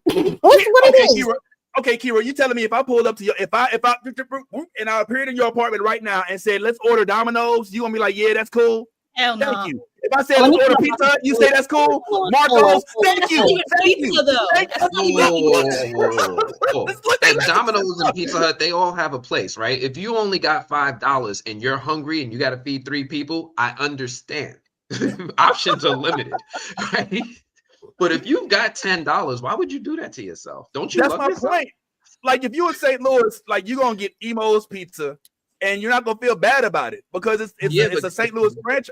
Because y'all don't have New York pizza. Like if you don't have any other options, then that's what you have to do. Boy, wait, don't do this. We was call a xenomorph on your worst case snenario. Go get you some Sbarro. Right? Like if you have to, go get some Sbarro. Well, watch your back, bro. Shit, for the bullshit. Nah, but Ant, come on, tell me, man. Like, wasn't there an instance? Correct me if I'm wrong. Wasn't there an instance that Wendy started to, like, she was just talking about how Kirsch explained to Wendy, "Yo, look, you don't know how to."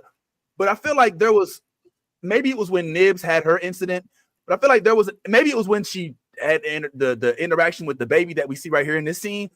But there was an instance in which she flipped a little bit, right? Like she kind of just started to become more alien-centric.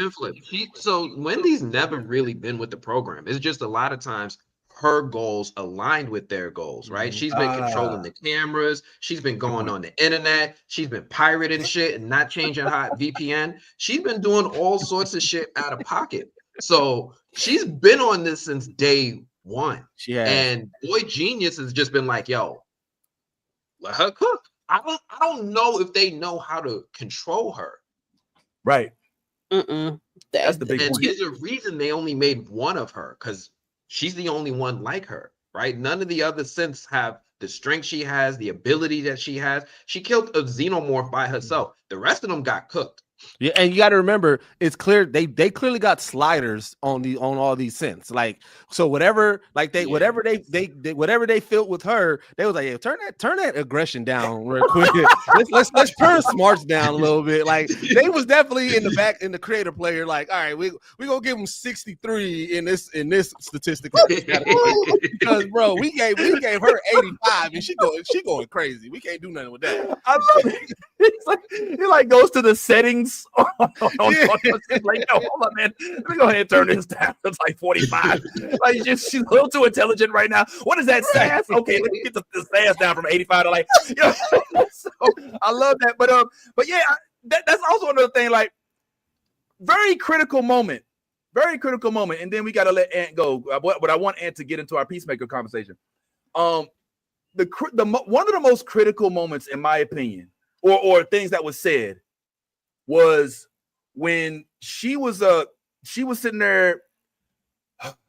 Okay, he was. How can I? What's right? All right. Well, remember when like? Okay. All right. Full disclosure. I forgot. I ain't gonna lie. I was trying to stall. I was trying to stall what I was trying to stall when I brought up. Okay, bye. The scene is it's because I had it in my mind.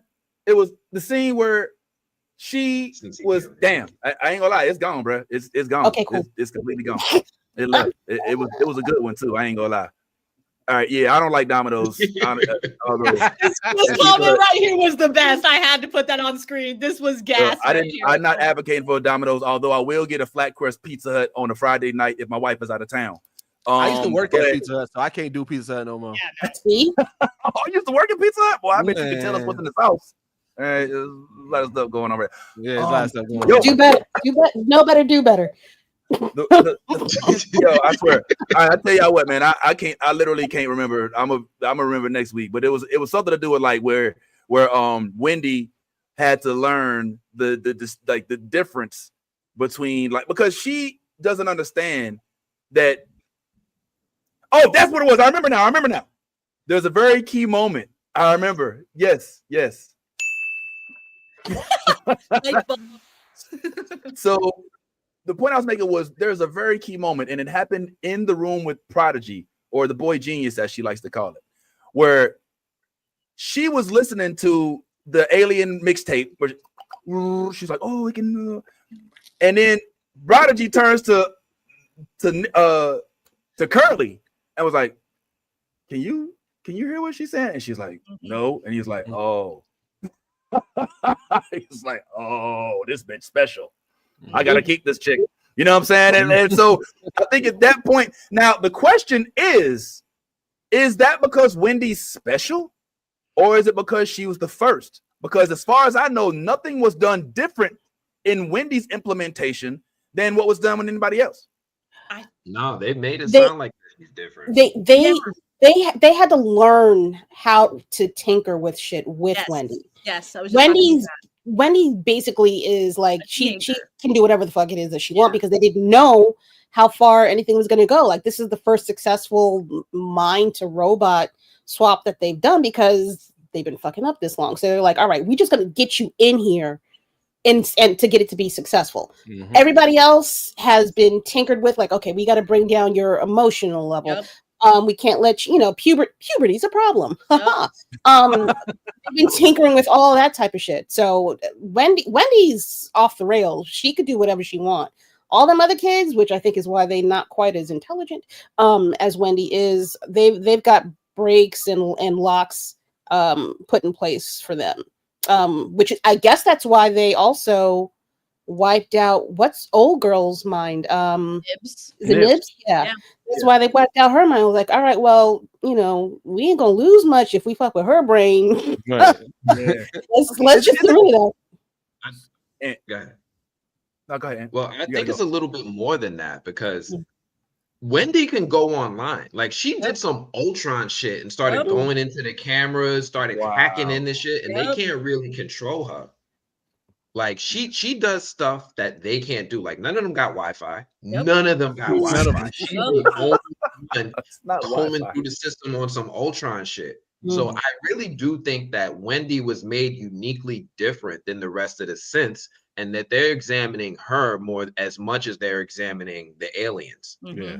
Look at how the boy Genius talk. He talks as if somebody who just got the money and the power to do it, and he does it without realizing. Like I said, it seems like he did it. Like he was like, all right, let me give out, because remember, he wants to somebody as intelligent as him to speak, to have a conversation with, or whatever the case, right? So you got to think, I'm gonna OP this person. I'm gonna give them, they're gonna be able to scour the internet for everything they need. They're gonna be able to get unlimited resources. They're gonna be able to do all this stuff. And then when he realizes, like, all right, wait, maybe that's a little bit too much, because he still also has a control problem.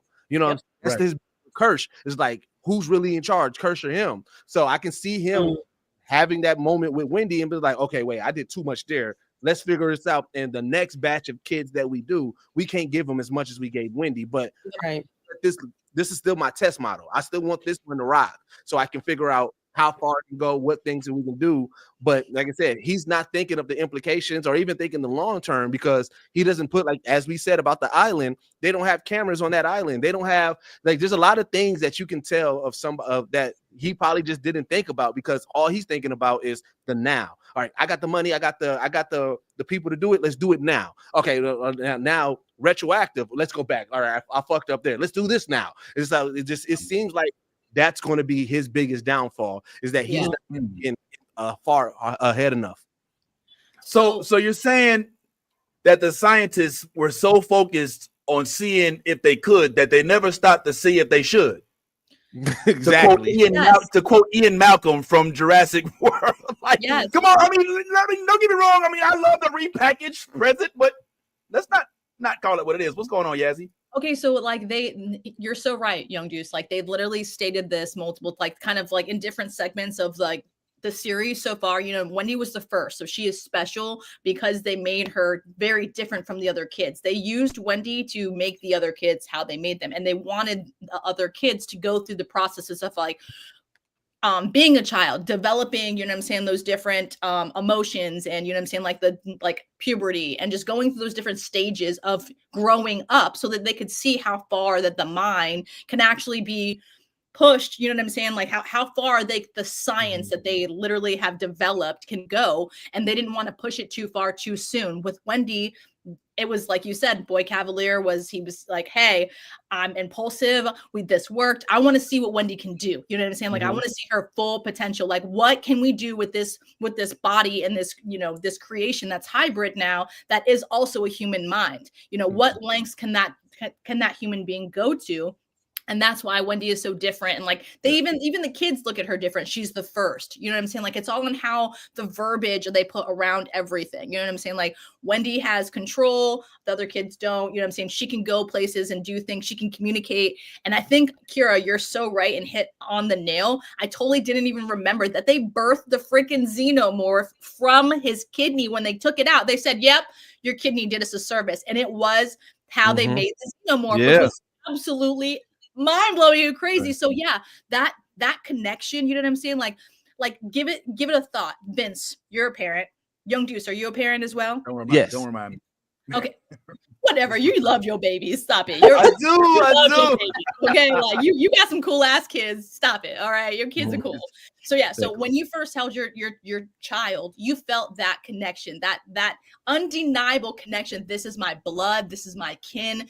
Wendy has probably that connection with the xenomorph. If you really think about it, it's that, like, why are we connected? How are we connected? You know what I'm saying? It's like, and you got to think about it this way too. They were both born in that fucking lab. So they have even deeper connections now. You see what I'm saying? Like, they both have experienced, you know what I'm saying? Like we were one way, a certain way, and then someone made us another. So they have that, I don't know, that undeniable, it's a weird connection that they share on so many different levels. So you have to think about it. It's the humanity side, it's the instinct side, and it's that, you know what I'm saying? It's that bond that undeniable bond of kin that you can't. So that xenomorph, it will follow Wendy to the ends of the fucking earth, because it feels like that is his family. Like, and I was going to say just one last point. is that we're seeing the cycle start again, because you see that even with the Oculus, he immediately is like, well, we got to put it in a human. Oh, wait. I know exactly who to put it in through. And again, not even thinking like so he's going to do the same thing again. But that's going to be an even bigger threat, because there's literally going to be no way he can control that. Like that's no. And the crazy part is we actually got to see the eye take over a human being inside of the ship when the ship crashed. So we got the full-on fledged see, and boy Cavalier, boy genius, he is not fucking ready for any of this. That's what's so bad about him and his character. And I think he's the biggest antagonist in this entire this series. It's Boy Cavalier, because one, he will not give the fucking aliens back. Oh, because we have a 6-month fucking quarantine period. Sorry, sorry, haha.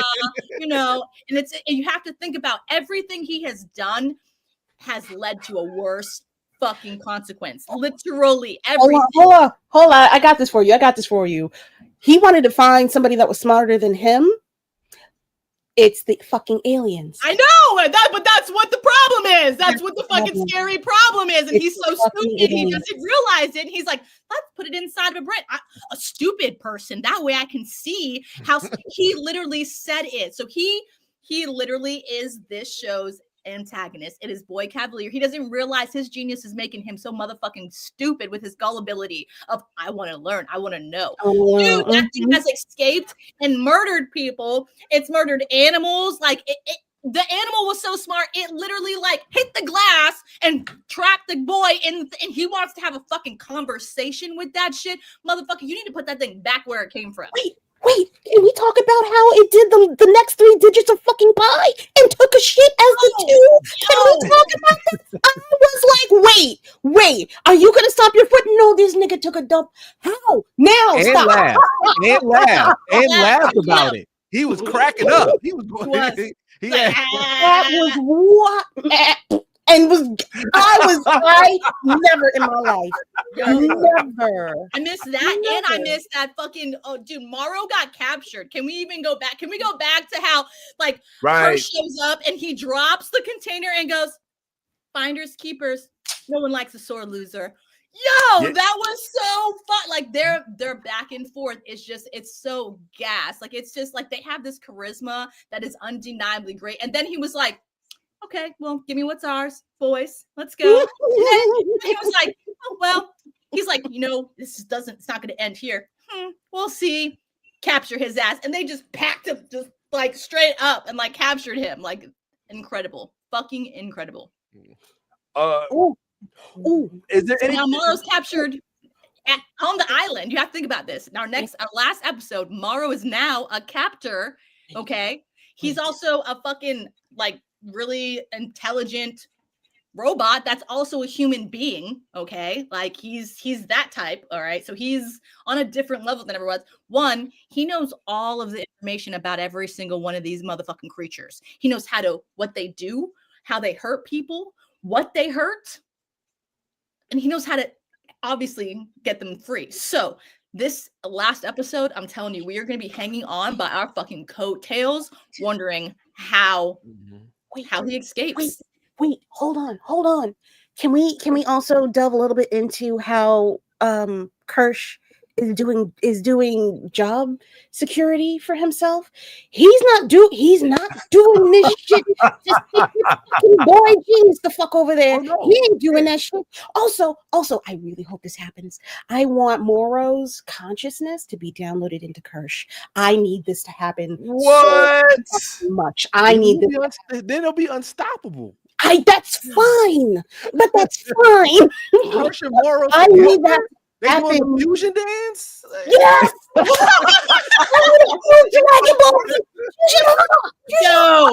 Yo, I'm wearing the Dragon Ball right now, yo, that was fire. I love it. Not to get you.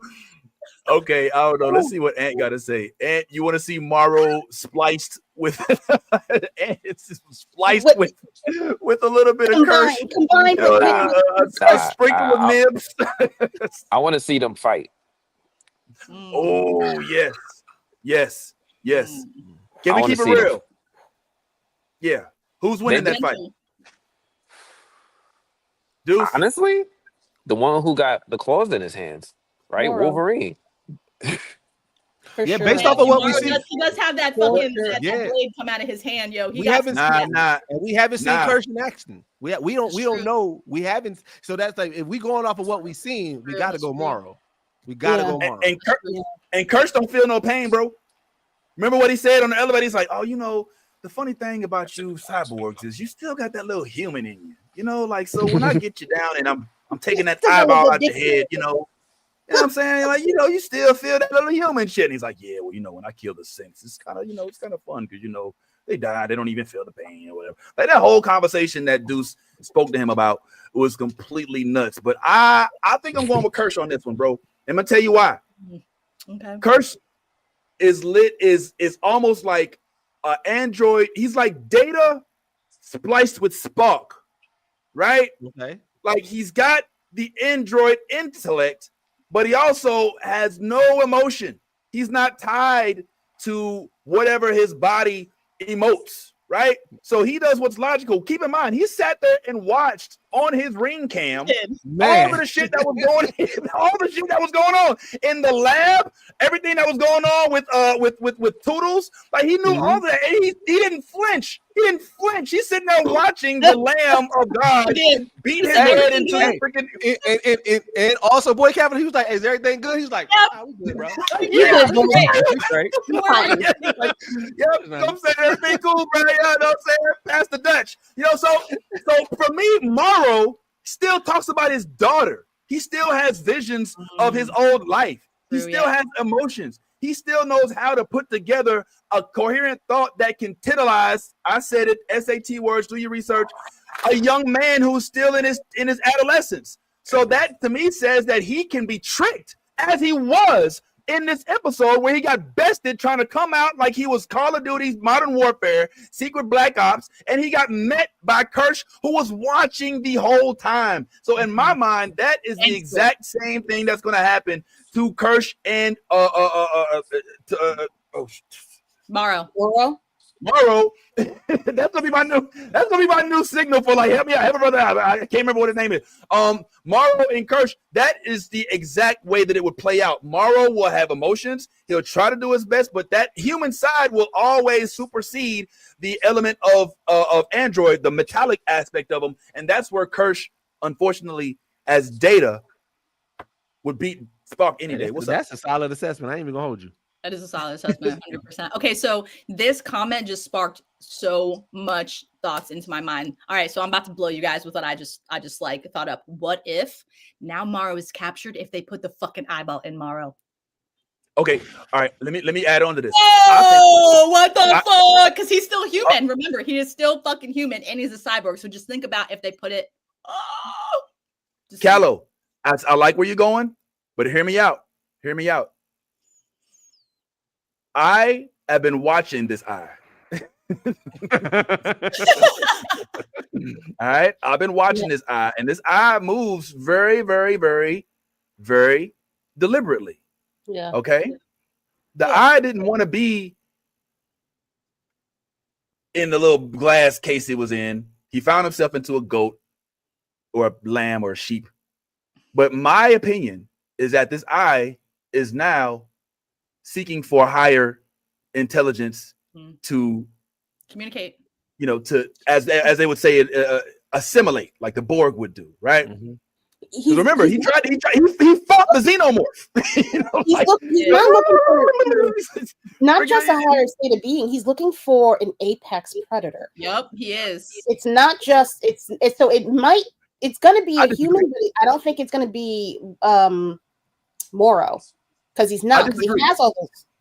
I don't think that you're wrong, obviously, but I do think that the eye is not just looking for the biggest arms and teeth. I think the eye is looking for I didn't say that. You said predator.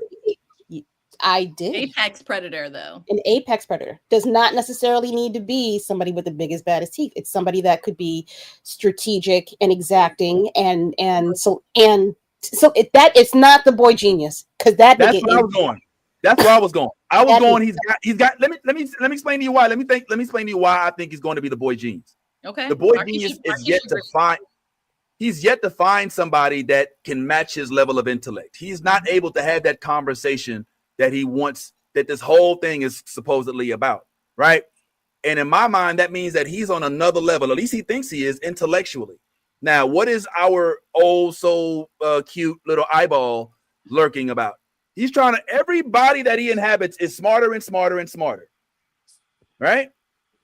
Everybody that he inhabits gets smarter and smarter. Come on, don't face me, Ant. Come on, man. Come with the receipt. He tried to get into a xenomorph, but he just didn't have an eye. He did. That doesn't mean that it's xenomorph. Not the xenomorph ain't no hope. They be lurking in the ceiling and shit. Like these xenomorphs ain't no hope. But they don't have an eye. There was no way for him to get in. It's in their problem. Yeah. So what, however, pray tell, is over everything that's happening right now? Who's Kirsch's boss? What ship are they on? What island are they on? Who owns all of the species in that laboratory? Who is running this big ass company that I can't pronounce that Deuce keeps telling me is? Who is making it so hard for them to get a hold of their own product? Who is the most conniving yet most devious intellectual on this show? It's Boy Genius. If Boy Genius fucks around and merges with Alien Eyeball, it's not him. I don't think it's him. Just based on the fact that the company doesn't exist pretty much after this time period, it's not him. Yeah, I think what I would go for if I'm the alien, I'm hitching a ride on Morrow. Yep. And then I'm going for Yutani. Yep. Then I'm going. I think they can just call Uber and just jump in the eyeball. Like it's not Uber. Like they don't. You don't. Nah. You know what I'm saying? I think he's gonna go for a synth because he tried to go for a synth the very first time. Wendy makes the most sense. Wendy makes the most sense. Nah, I think he's gonna choose one of the kids. I think he's gonna go for one of the kids. I think honestly, I think it's either going to be Smiley or Smee, or it's gonna be one of the two. Only because of the fact that, like, remember, it's not because of the intelligence level. They're the most gullible children. You have to remember. So, and then the one, you see what I'm saying? Like, out of all the kids, they're the ones that are like, you know what I'm saying? Not. And the little nibs as well. So those three. I mean, Toodles is dead. So I mean, we can't we can't use Toodles as dead right now. The only flaw in that is that they're not human. But they have consciousness, though. But their body aren't the lamb is not human. Organic matter for them, for the thing to hitch to. It has to be. It has to be. Yeah. I thought that, but again, like I said, they remember it tried to get the girl. I think it's just going to prioritize whatever body is the most capable. Yeah, it tried to get her, and so to me, that's why I was thinking we really don't know the rules of this of this Theoculus, really. We can't, and so that's why I think it could still be a synth. And the kind of your guys' point, the way I look at it is this: Boy Cavalier has been antagonizing this eye for how many episodes, right? I can see it, and it's obviously intelligent. So I can see it going into like I said, a different synth, Kirsch or somebody, just so he can tell them, "Hey, man, you ain't as smart as you think you is, G." Like I get you know what I'm saying? Because he obviously when he took the shit, that was him mocking him. So I can see. So he's gonna look for more opportunities to be like, "Hey, you keep on talking all this intelligence. I'm here to let you know you really dumb as shit." You know, and so I'm thinking, and I can see him going in Kirsch. To be like, and Kirsch is really more smarter than you, bro. Like, listen, I'm all intelligent. I got all this, so that's where I'm leaning into. Last question, real quick, and then we can delve into. Hold on, do you have a driver? Did you just hop in a limo? Did you just hop in? You have a car?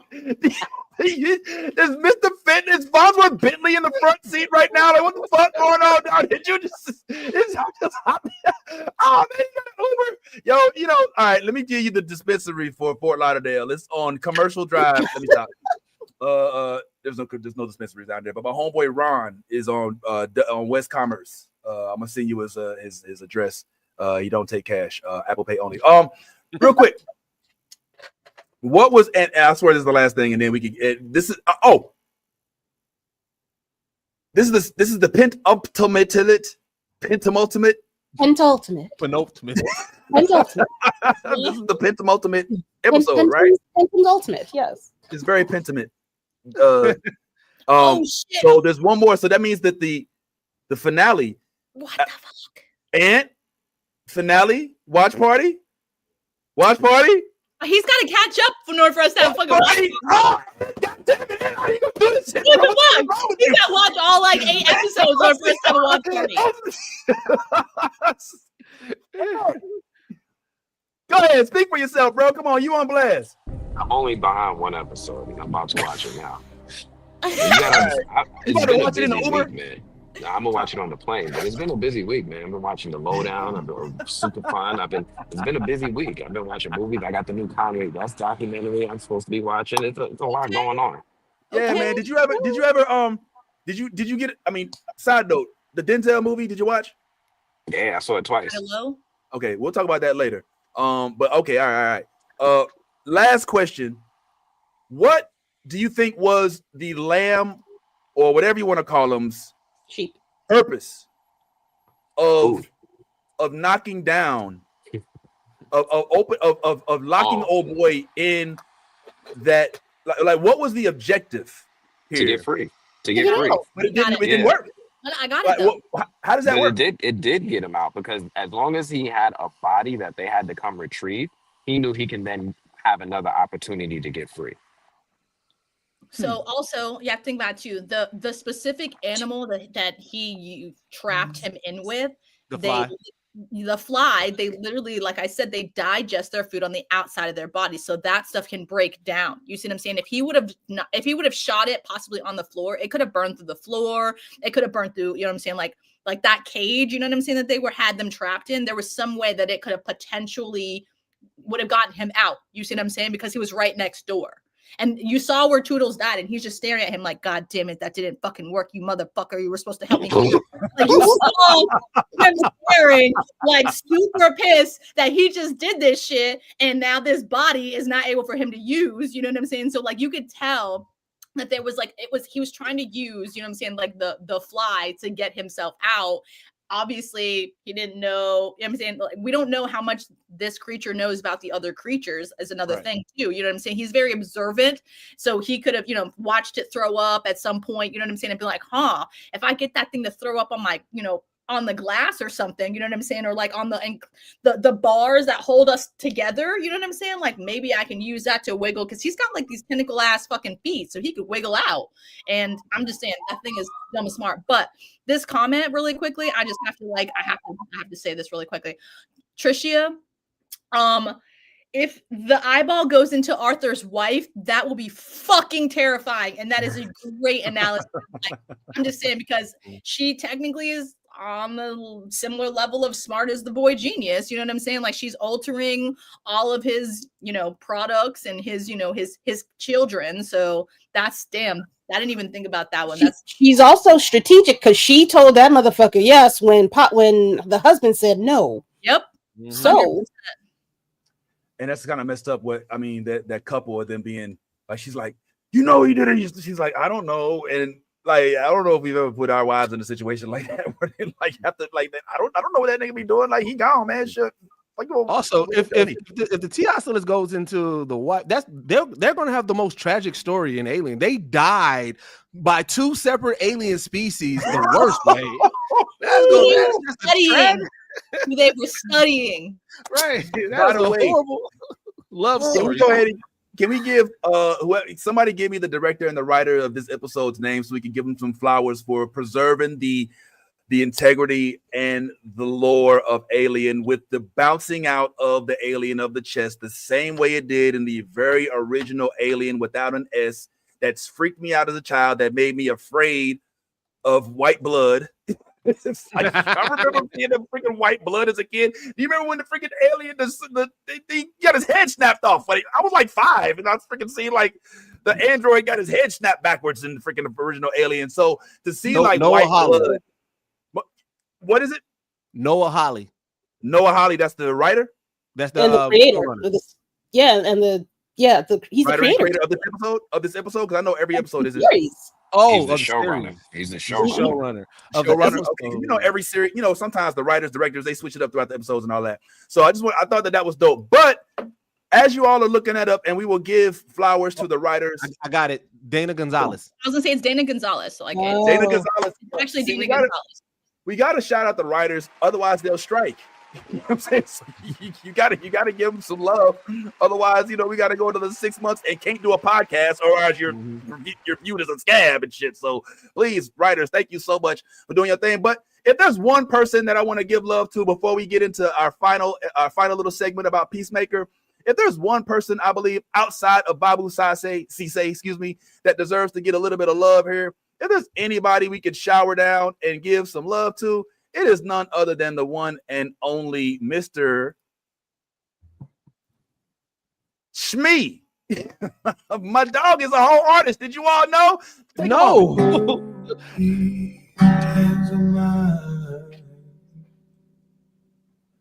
Making time.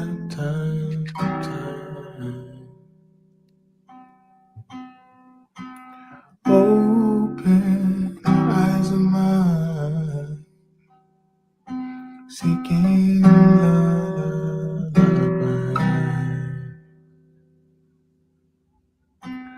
Open your heart. Okay, he got bars. I hear Hey, that track, you know what? Anthony Hamilton biography, he got it. Come on. Holding on.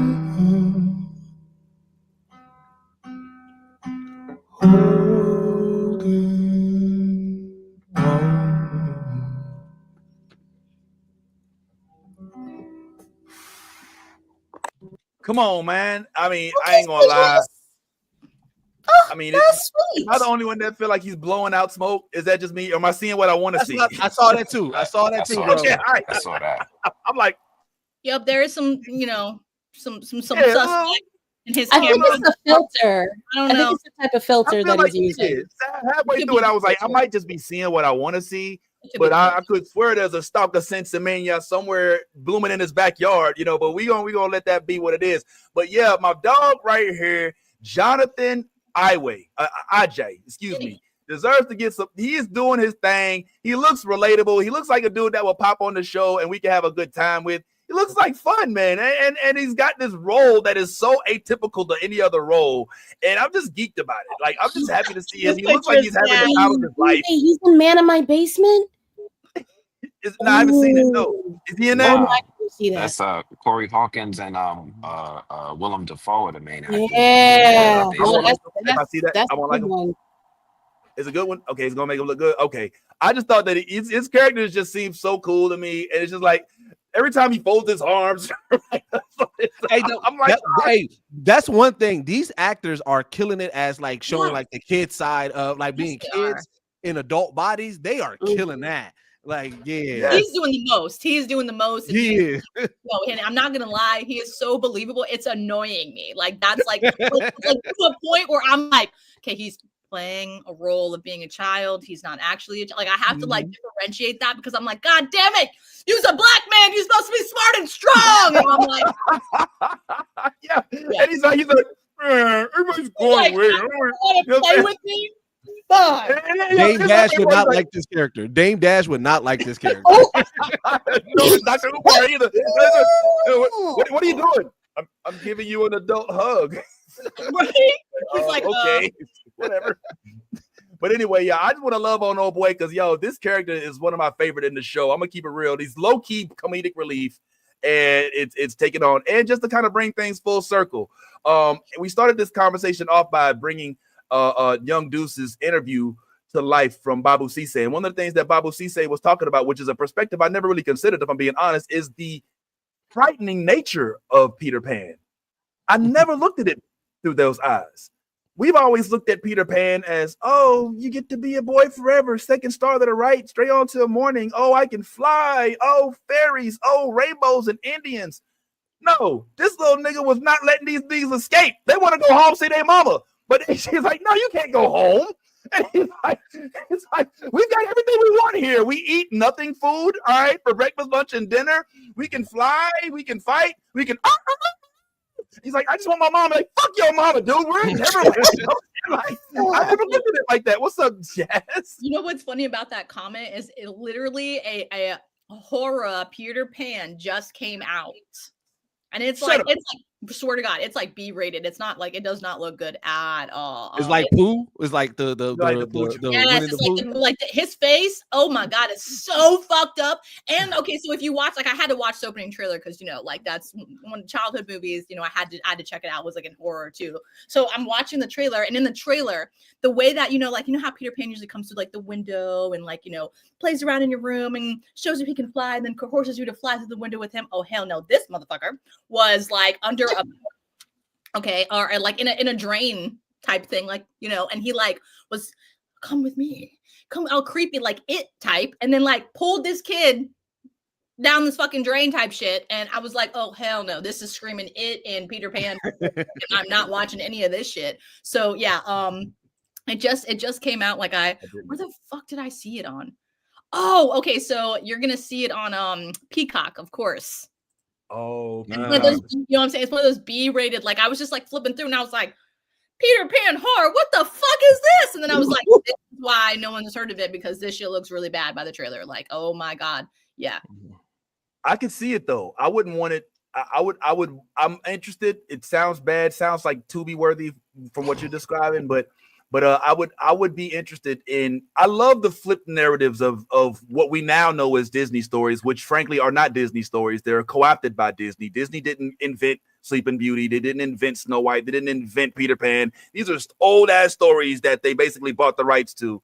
And I like to see the different variations. Snow White and the Huntsman, one of my very favorite. I honestly think that is one of the most underrated remakes of a movie ever, frankly. And then, like, I mean, we get so I'm here for it. But just to kind of close out on this conversation, then we can go ahead and finish up with Peacemaker. This is exactly what he said for those who do not remember. Show taught me how scary Peter Pan actually is.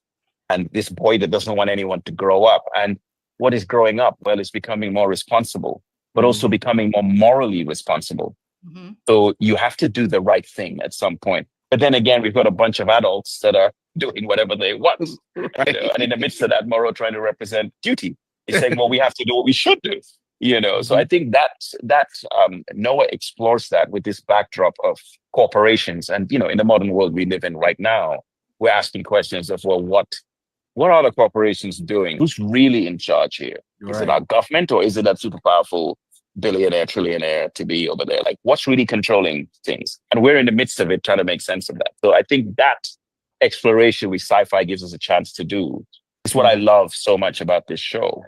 So that I say to make sure you all do not forget to literally leave this show and go directly to Young Deuce's YouTube page, where you can watch the full interview with Mr. Babu Sise. Exclusive interview. You won't see this anywhere else. So do not shortchange. And I'm gonna go behind it and check the views to make sure y'all all watched it too.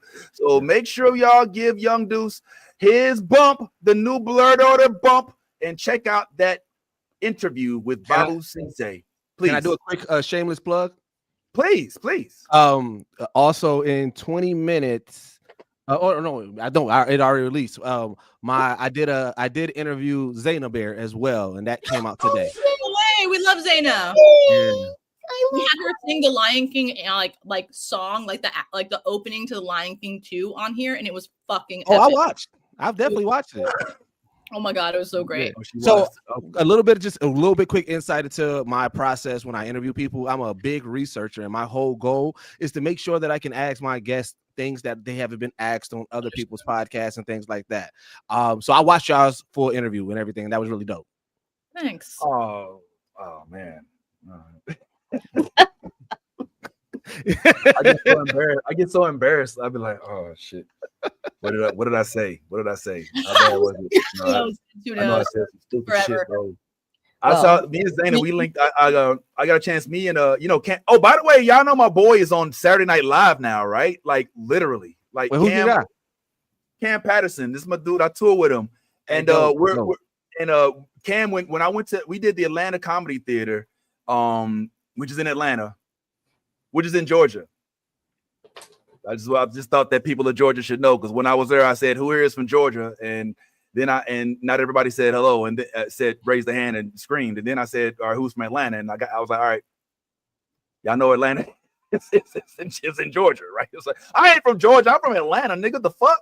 So I'm in Atlanta, and she came to check us out, and I was trying to get her interested in doing stand-up, and I'm still hoping that dream may come to fruition, but we'll have to see. But by all means, guys, after you watch the Babu Cisse interview, make sure you tune in to the Madam Zainaber interview that will be live and direct from Young Deuce. Young Deuce, where can they find that, by the way? It's at Young Deuce. Yeah, youtube.com/Young Deuces, DEUCES. I spelled it the right way. I know some people spell it with a DUECS. That whole I before E, except at the C thing. Yeah. Sort of weird. Okay, all right. So. Yeah, but also I dropped the link in y'all's y'all live chat. Okay. Or I have my guy do it. Matter of fact. Oh, okay. Well, listen. Either way, we're gonna have it. It'll be on our website as well, guys. So YouTube and newblurredorder.com is where you can find all that. All right, we'll get into one final commercial break, and then we will break down the last episode of Peacemaker in the last couple minutes that we got here, and then we will bid everybody adieu. Has anyone ever forced you to do something you didn't want to do? If you or a loved one has been victimized by WPS, you may be entitled to compensation. Symptoms may include sudden peer pressure to skydive, unsolicited invites to Burning Man, and eating spider ass.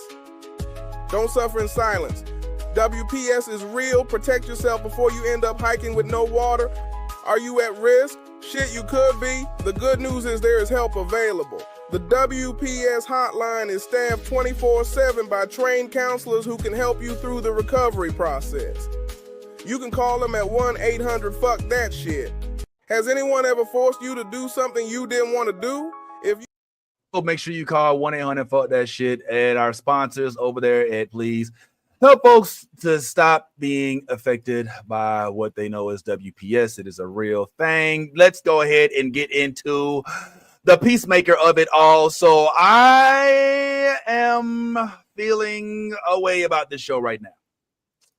It's before I get into my feelings, I'm curious about y'all.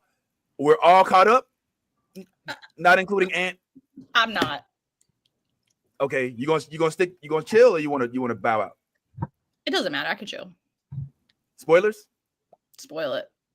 All right, cool. So for those of us that have, I believe we're on episode 4 or 5. 5. We're on episode 5. 5 is live now, right? Of an 8-episode season. Yes. Okay. And we're now at the Yes, you can't do a breakdown if you don't see. I'm sorry. I'm sorry. I will give you a full breakdown next week. I'm sorry. Are you sorry? I don't feel like you're sorry. I knew Young Deuces was coming on, so I wanted to make sure that if you asked me, I was good on the episode 7 recap. So I rewatched that shit this morning, just for y'all. You know what I'm saying? Because I love y'all, but I'm sorry, I did not have time to Peacemaker with my fucking schedule this week. My bad. Nah, I understand. Yeah, it's a lot. And look, all right. I got 2 words for you. Eagerly, motherfucker. Hey. Eagerly is if I was talking about me not being ready, I was so not ready for the impact of one bald eagle. Shout out to anybody bald. Me and Ant, we down. All right. And you coming through with the whole gang of blood eagles and Crip Eagles and Vice Eagles. Yes. Oh, okay. Now I got you. I'm on the same page, bro. So yes, when you see it, oh my god, yo. So I'm gonna put down. Hey, don't get me started. Hey man, we've been down those roads when we all was young at one point in time. Yeah, watch out, Young Deuce. I'm yelling out gang. Do you geeks now, right?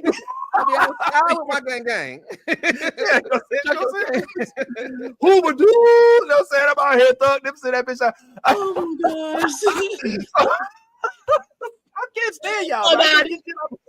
All right. Well, anyway, while you were at home wondering, wondering when how dope the next episode of Peacemaker is going to be, we were impacted or introduced to one of the most gangster, lethal, literally completely out of left field superheroes that I was not. We got glimpses. We got glimpses, right? We've seen Eagle Lee kick some ass, but I ain't seen Eagle Lee roll up with the whole Wu-Tang Clan, the squad, all of NWA, the entire Slip and Slide, Outkast, Dungeon Family, like Cash Money, Young Money. Everybody was down in the woods with Eagle Lee in the bed. And he was, you know what I'm saying? And he's like, Eagle Lee, this scene took me, yo, because he was like, oh, he started crying. And he's like, Eagle Lee, the prime Eagle. Oh. And he started banging his ass to death. Yo, it was like that scene in Book of Clarence where he's like, yo, I can do this shit. Yo, he's like, oh, that's Jesus? Oh, I can do this. You know what I'm saying? I was like, yo, you're the prime Eagle. I just prayed to you yesterday. You know what I'm saying? Yo, I was floored by this scene. Now, as for the rest of it, we got to talk. Damn, Vince. Yeah, well, listen, I want y'all to speak. I don't like to speak ill of projects because I love them, but I will keep it real with them to let them know how I don't want to be a fluffer. All right. I'm not going to sit there and be like, yeah, I love it. I love everything. Yeah, everything is awesome. Nah, if it's awesome, it's awesome. And you're going to get what I really feel. And I'm interested in Kira, ladies first, and how you felt about the most recent episode of Peacemaker. And then Ant and Deuce, if you wouldn't mind following. We only down to like the last 20 minutes. So let's try if we can to keep it short, which I know I'm the biggest culprit of that. Kira, I want to get to episode 6. I'm not saying that this was a bad episode. I need to get to episode 6. I want to see what the hell's gonna happen on the other side of that door with Peacemaker trying to really, really get into it with his family and live the life that he thinks that he wants to lead on the other side of that wall. I'm still waiting for the shoe to drop in that world because no world. And the preview of next week's show. Adebayo is curiously missing. So I think a lot of the people that are guessing as to what's that world really is like might be correct. I don't want to give it away. But that's I like this episode. Eagly's a bad motherfucker. Shut your mouth. Eagly's a bad motherfucker. Eagly don't need Peacemaker. Like, why is he with him? What is the draw? I got a theory. I got a theory. Not you fucking with that man relationship. Like, that man got a whole best friend, and you're better than him. You could do better.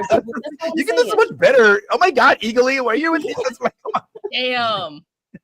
Yo, what's your theory, Deuce? And then Ant, please tell us how you feel. So I believe Eagly is of a higher being. I'm not for sure what. Like, I have nothing like to equate it with, but to me, you got to think like what he showed in this episode is like, all right, there's clearly something more deeper than just a eagle or a sentient eagle, right? And I do believe that he sees something in Peacemaker that we don't see. You got to think like what Peacemaker has always been chasing, even as bad as he's been or as fucked up things has been, he wants to be a good hero. And I believe that Eagly is seeing that good part manifested in the highest quality. And I believe that that's their relationship. Is Eagly is really trying to empower him and get him to what he sees in him based off of whatever higher being that he's in. So that's kind of like my theory on why Eagly sticks with him, because I agree. There's Eagly could be out here on his own. There's really no need for the Eagly, but so yeah. Not y'all out here trying to break up a happy home. Wait, there's also the thing. I wasn't here with y'all last week. I think I talked about this. How did Eagly know to go to that one fucking door? All the doors in that alternate dimension. How the fuck did he know to go to that one goddamn door? One door. You're right. He was fucking with that one door. We talked about that. Well, I think that our theory was that Eagly perhaps is multidimensional.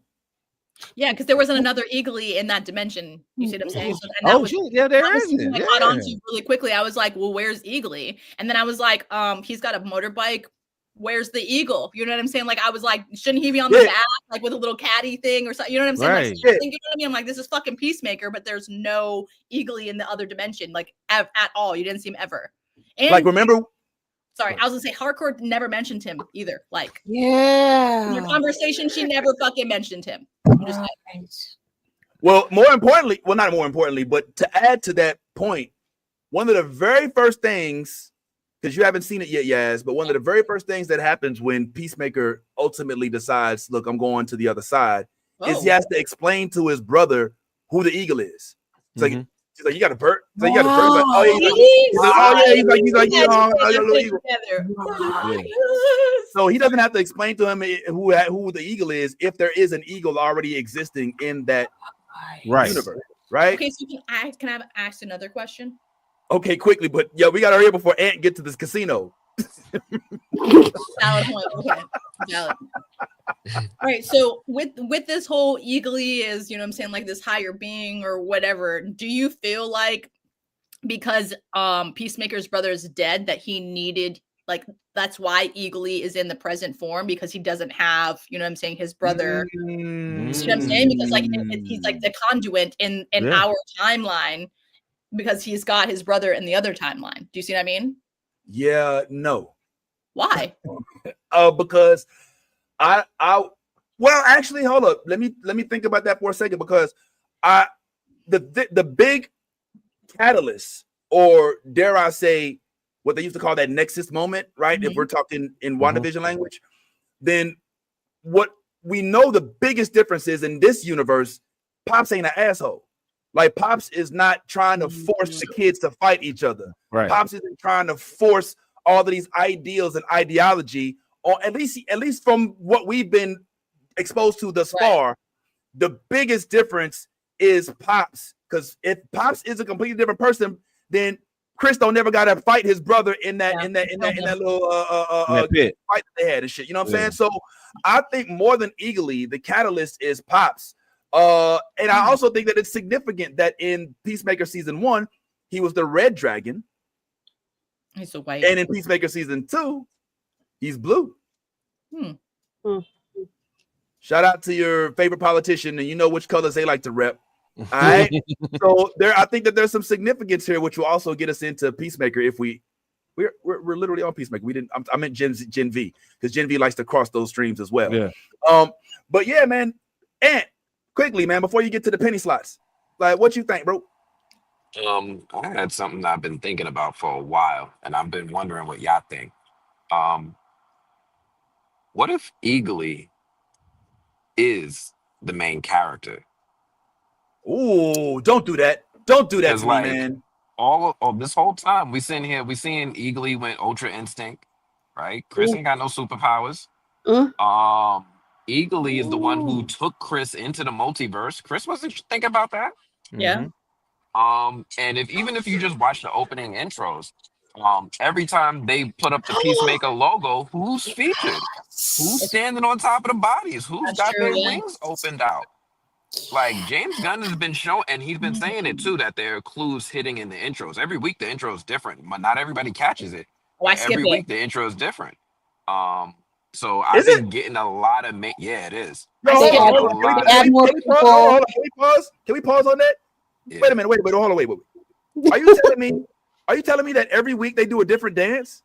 Yes. They add little moments. They add a little bit more. They add little things and stuff like that. Yeah. It's a song. I can't get with it. The season 1, like, and the dance was like a lot better than season 2's, but I can't. I skipped that shit. I'm not gonna lie. I'm like, I ain't gonna lie. The second one don't slap like the first one did. No, it doesn't. What if that's the plan? What if that's the plan?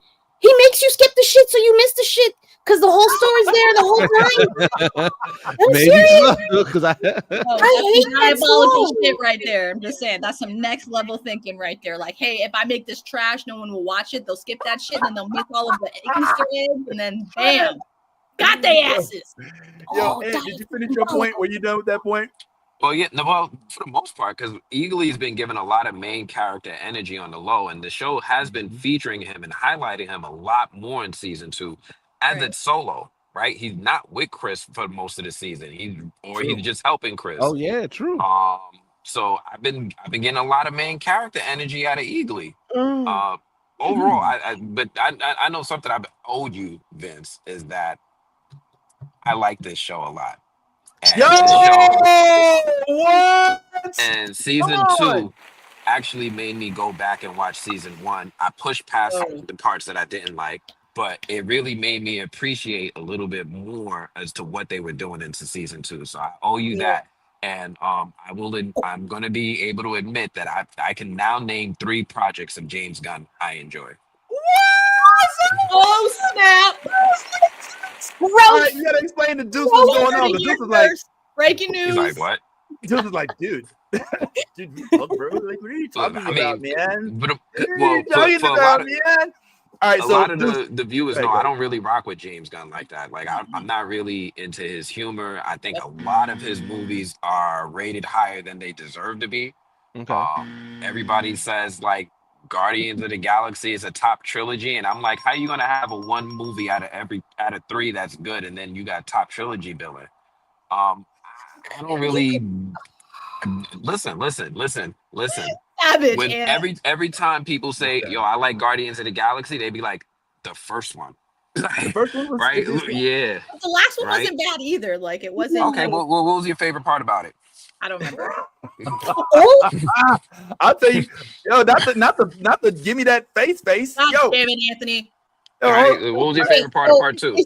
That's not fair. That's not fair. Which Guardians villain was your favorite villain? I can tell you my favorite part of 3. I didn't like 2. Same. But I like meeting Mantis. Oh, y'all didn't like 2? Google, leave me alone. Google, like I'm not trying to make balloons. What the fuck?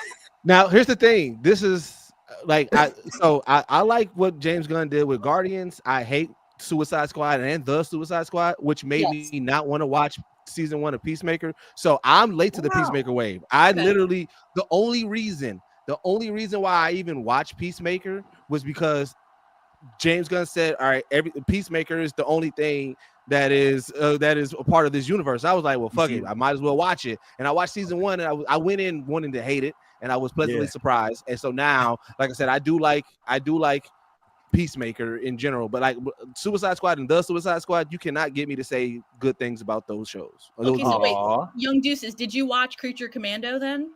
I did afterwards. Like I said, I was late to everything because of what he did with Suicide Squad and the Suicide Squad. It put such a bad taste in my mouth. So, like I said, so the only again, once he started this new DC universe, and it was like, all right, Creature Commandos is a part of it, and Peacemaker, I was like, I really watched it. Like, all right, fuck it, then let me watch it. And so now I was like, oh, okay, wait a minute. I was like, you know what I'm saying? And so season 2 of Peacemaker, I went in with high hopes. So that's why I went in with high hopes, but everything else up until this, I went in with fine here then energy. Here damn, not here damn. Welcome to the James Gunn Appreciation Club. Let's hear your top 3 because for the viewers that don't know. Don't. Oh man! All right, Peacemaker season 2, Creature Commandos. You like Superman? Yeah, I was about to say, man. Don't. But Superman doesn't age well. Superman does not age well at all. Already, it's been like 2 weeks. I was like, damn, that's quick. It came out. It's out. Yeah, it's out streaming. Wait. Is this one of those instances where he had to? Is this one of those instances where he had the screener last year? Not this time. I think he was at the premiere though. I didn't get to go to the premiere. I did see it like maybe 2 weeks before it came out. Really enjoyed it. Took my son to see it again. He really enjoyed it. But then when I started watching it on HBO Max, it's a different experience when you watch this movie with a crowd versus watching it by yourself. The crowd, you can feed off the crowd's energy a lot in a theater as opposed to watching it by yourself. Then it's like some of the stuff you're seeing through it. Like, wait a minute, you're sad that your mom said that? Like, why are you crying? You're Superman. Like, why is this even a plot point that this message is bringing you so much angst? Like, why is this such a big deal? You're a grown-ass man. Like, your punk rock music, go talk to Lois and fly. Oh my God, he missed the whole point, Kira. He missed the whole point. He missed the whole point, bro. And it's so listen, it was strong the first time, but that stuff don't stand up long. That stuff don't stand up long. Look, all right, let me. Okay, welcome to my world. This is the world of tangential. We're going off into on a tangent road, but I'm gonna make this quick, and then I'm gonna try to bring us back. But the thing that I noticed the second time around was that the mom and the father's message was real. I was waiting for the shoe to drop. Yeah. As Forrest said in the beginning when he said, yo, well, this is the part where the message goes out. I thought that they said something else that had nothing to do with nothing. And then when they uncovered what it was, in my heart of hearts, I had convinced myself that had been AI'd. Like that Lex Luthor had doctored it somehow. That Lex Luthor was like, nah, bro, your mama didn't say that shit. He told you to, and then put that out to the world. But then Lex was like, it's not fake. And I heard him say that, and I was like, all right, well, whatever, sure. You're the villain. You get to say nothing. But it wasn't until he was talking with his old-ass family out in Kansas, in which me and the Midwestern gentlemen on here can respect that they went really Midwest. Like they went Joplin, you know what I'm saying? Like they went trailer, like they wouldn't. Oh, our Clark, he just wants to be a good man. Clark, can you hear me? We're just trying to communicate with you. And the reason why that scene happened was because we had to establish that Clark Kent was not a son of Krypton. He was a son of Kansas. He's a son of the United States. He's a son of Earth. And at the end of the movie, instead of playing that, oh, you like to hear you're comforted by your parents, they played his parents. And guess who they chose? The parents from Kansas. And it was in that meeting when he met up with his pops, and he was like, man, I don't even know what I am, Pop. You know what I'm saying? I just learned that my mama and them sent me here to kill everybody. And he's like, Clark, son, you've never been like that, son. You are who you are. You make up who you are, son. Like when I first saw it, I was just waiting for the robots to kill. Is it Bizarro? But it wasn't until I saw it the second time I was like, oh, they really did send Superman down here to take over Earth. They sent him to take over Earth. That's the difference in DCU Superman and DCEU Superman with Snyder and everybody else that was created before. They were always sending him from Krypton because he didn't want him to be exploded with the rest of the planet. They just wanted him to be safe. In this one, they literally deliberately sent Superman to Earth to rule this shit. And he learned it in our own eyes. And that's what I think I took away. I'm sorry, I didn't mean to go filibuster, but you drove me to it. Now, the second point was that you did bring up how this is a James Gunn project that you like.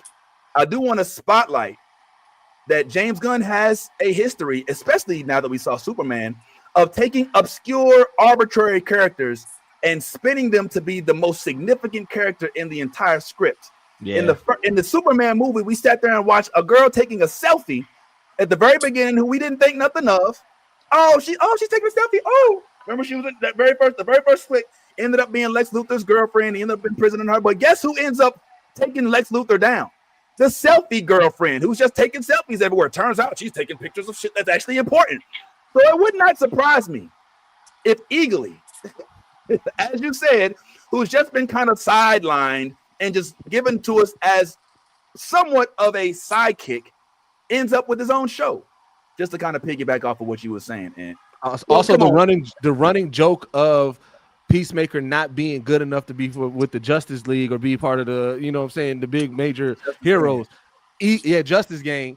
Eagerly gets promoted over him. That is like they're like, hey, you've been doing great. And then he thinking it's him. He's like, Eagerly, come on. Yo, I love it.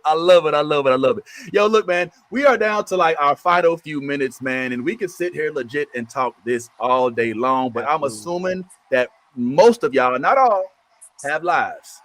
Some of y'all might even have wives. I'm included. If I want to stay married, I might not want to make this a 4-hour broadcast. However, I do want to say, make sure that you go check out the homie Young Deuce, as literally right now the ball is about to be I think it's live as we speak. It is going live. His interview with Zaina Bear, the Madam Zay exclusive. And while you're there, check out his list of other freaking actors that he interviewed that I'm jealous of, that we're going to show here right quick. And yo, it doesn't stop here, guys. This is a real good dude. He's got the vibe. We all love what you're doing here, man. So we just want to real quick give you your flowers and say thank you also for pulling up on us, homeboy. It's a big deal. Did you have any words for the panel or for Man, anybody. One, I want to say thank you guys for inviting me to your platform. I really had a great time. You guys' production value is top tier. Like this show is you guys are killing it. I want to say thank you to everybody that's tapped in. So just real quick, like if you go to my YouTube page, youtube.com/Young Deuces, I've moved all of my interviews from my main Geek Set page to over here. I'm trying to establish this in the interview. So, definitely go back. I interviewed a lot of the people of the culture. And associated with that, like I said, you might hear me on Watch Mojo. I'm over there, one of the first black narrators on Watch Mojo. So, I'm about to approach my 300th video soon. So trying to, build and most importantly, man, I'm part of the Geek Set podcast. We call ourselves the only podcast that blend hip hop culture and geek culture together. And we're working on a documentary called the Black Geek Documentary. We've been filming for the past 3 years, just different conventions from the Black perspective.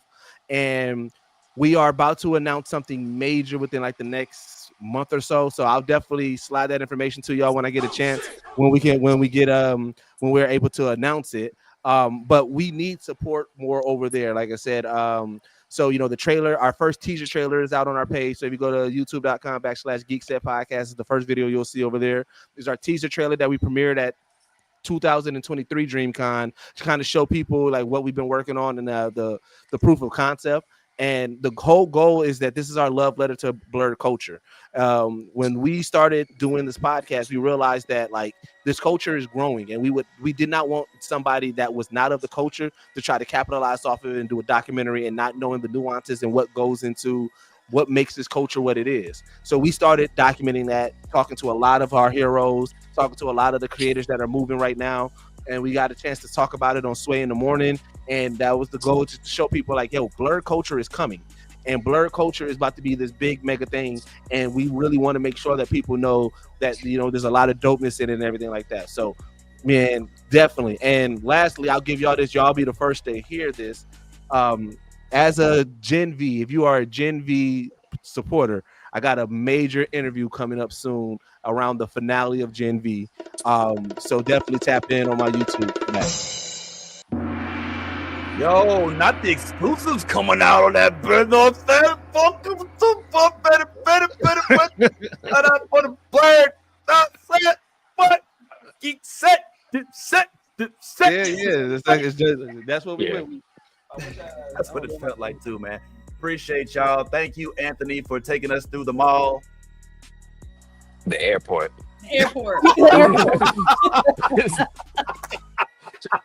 My bad.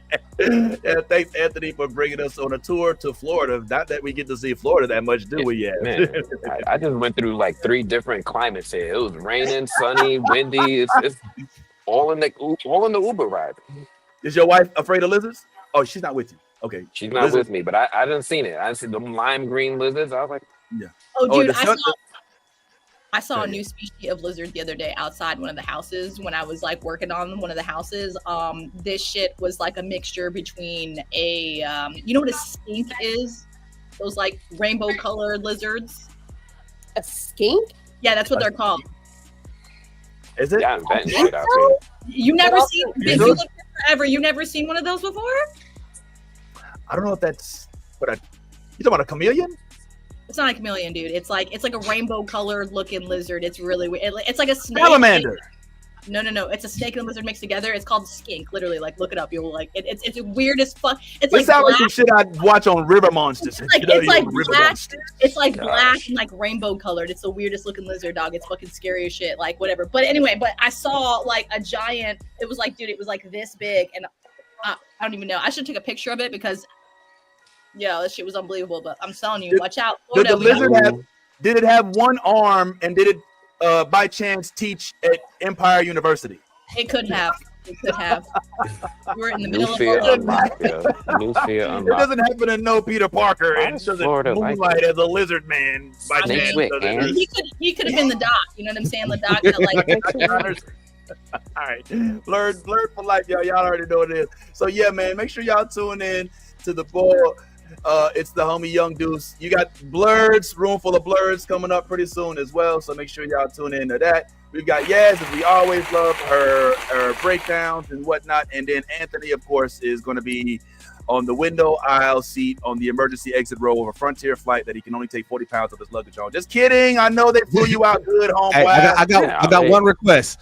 Yes, when we put out this Black Geek documentary, I need your recap. I need you to recap the Black Geek documentary. Okay. You want me to watch it and then recap it for you? Yes, okay, I will. yes. I promise. I got you. We go make it happen. So you saying you want Yas to Break it down.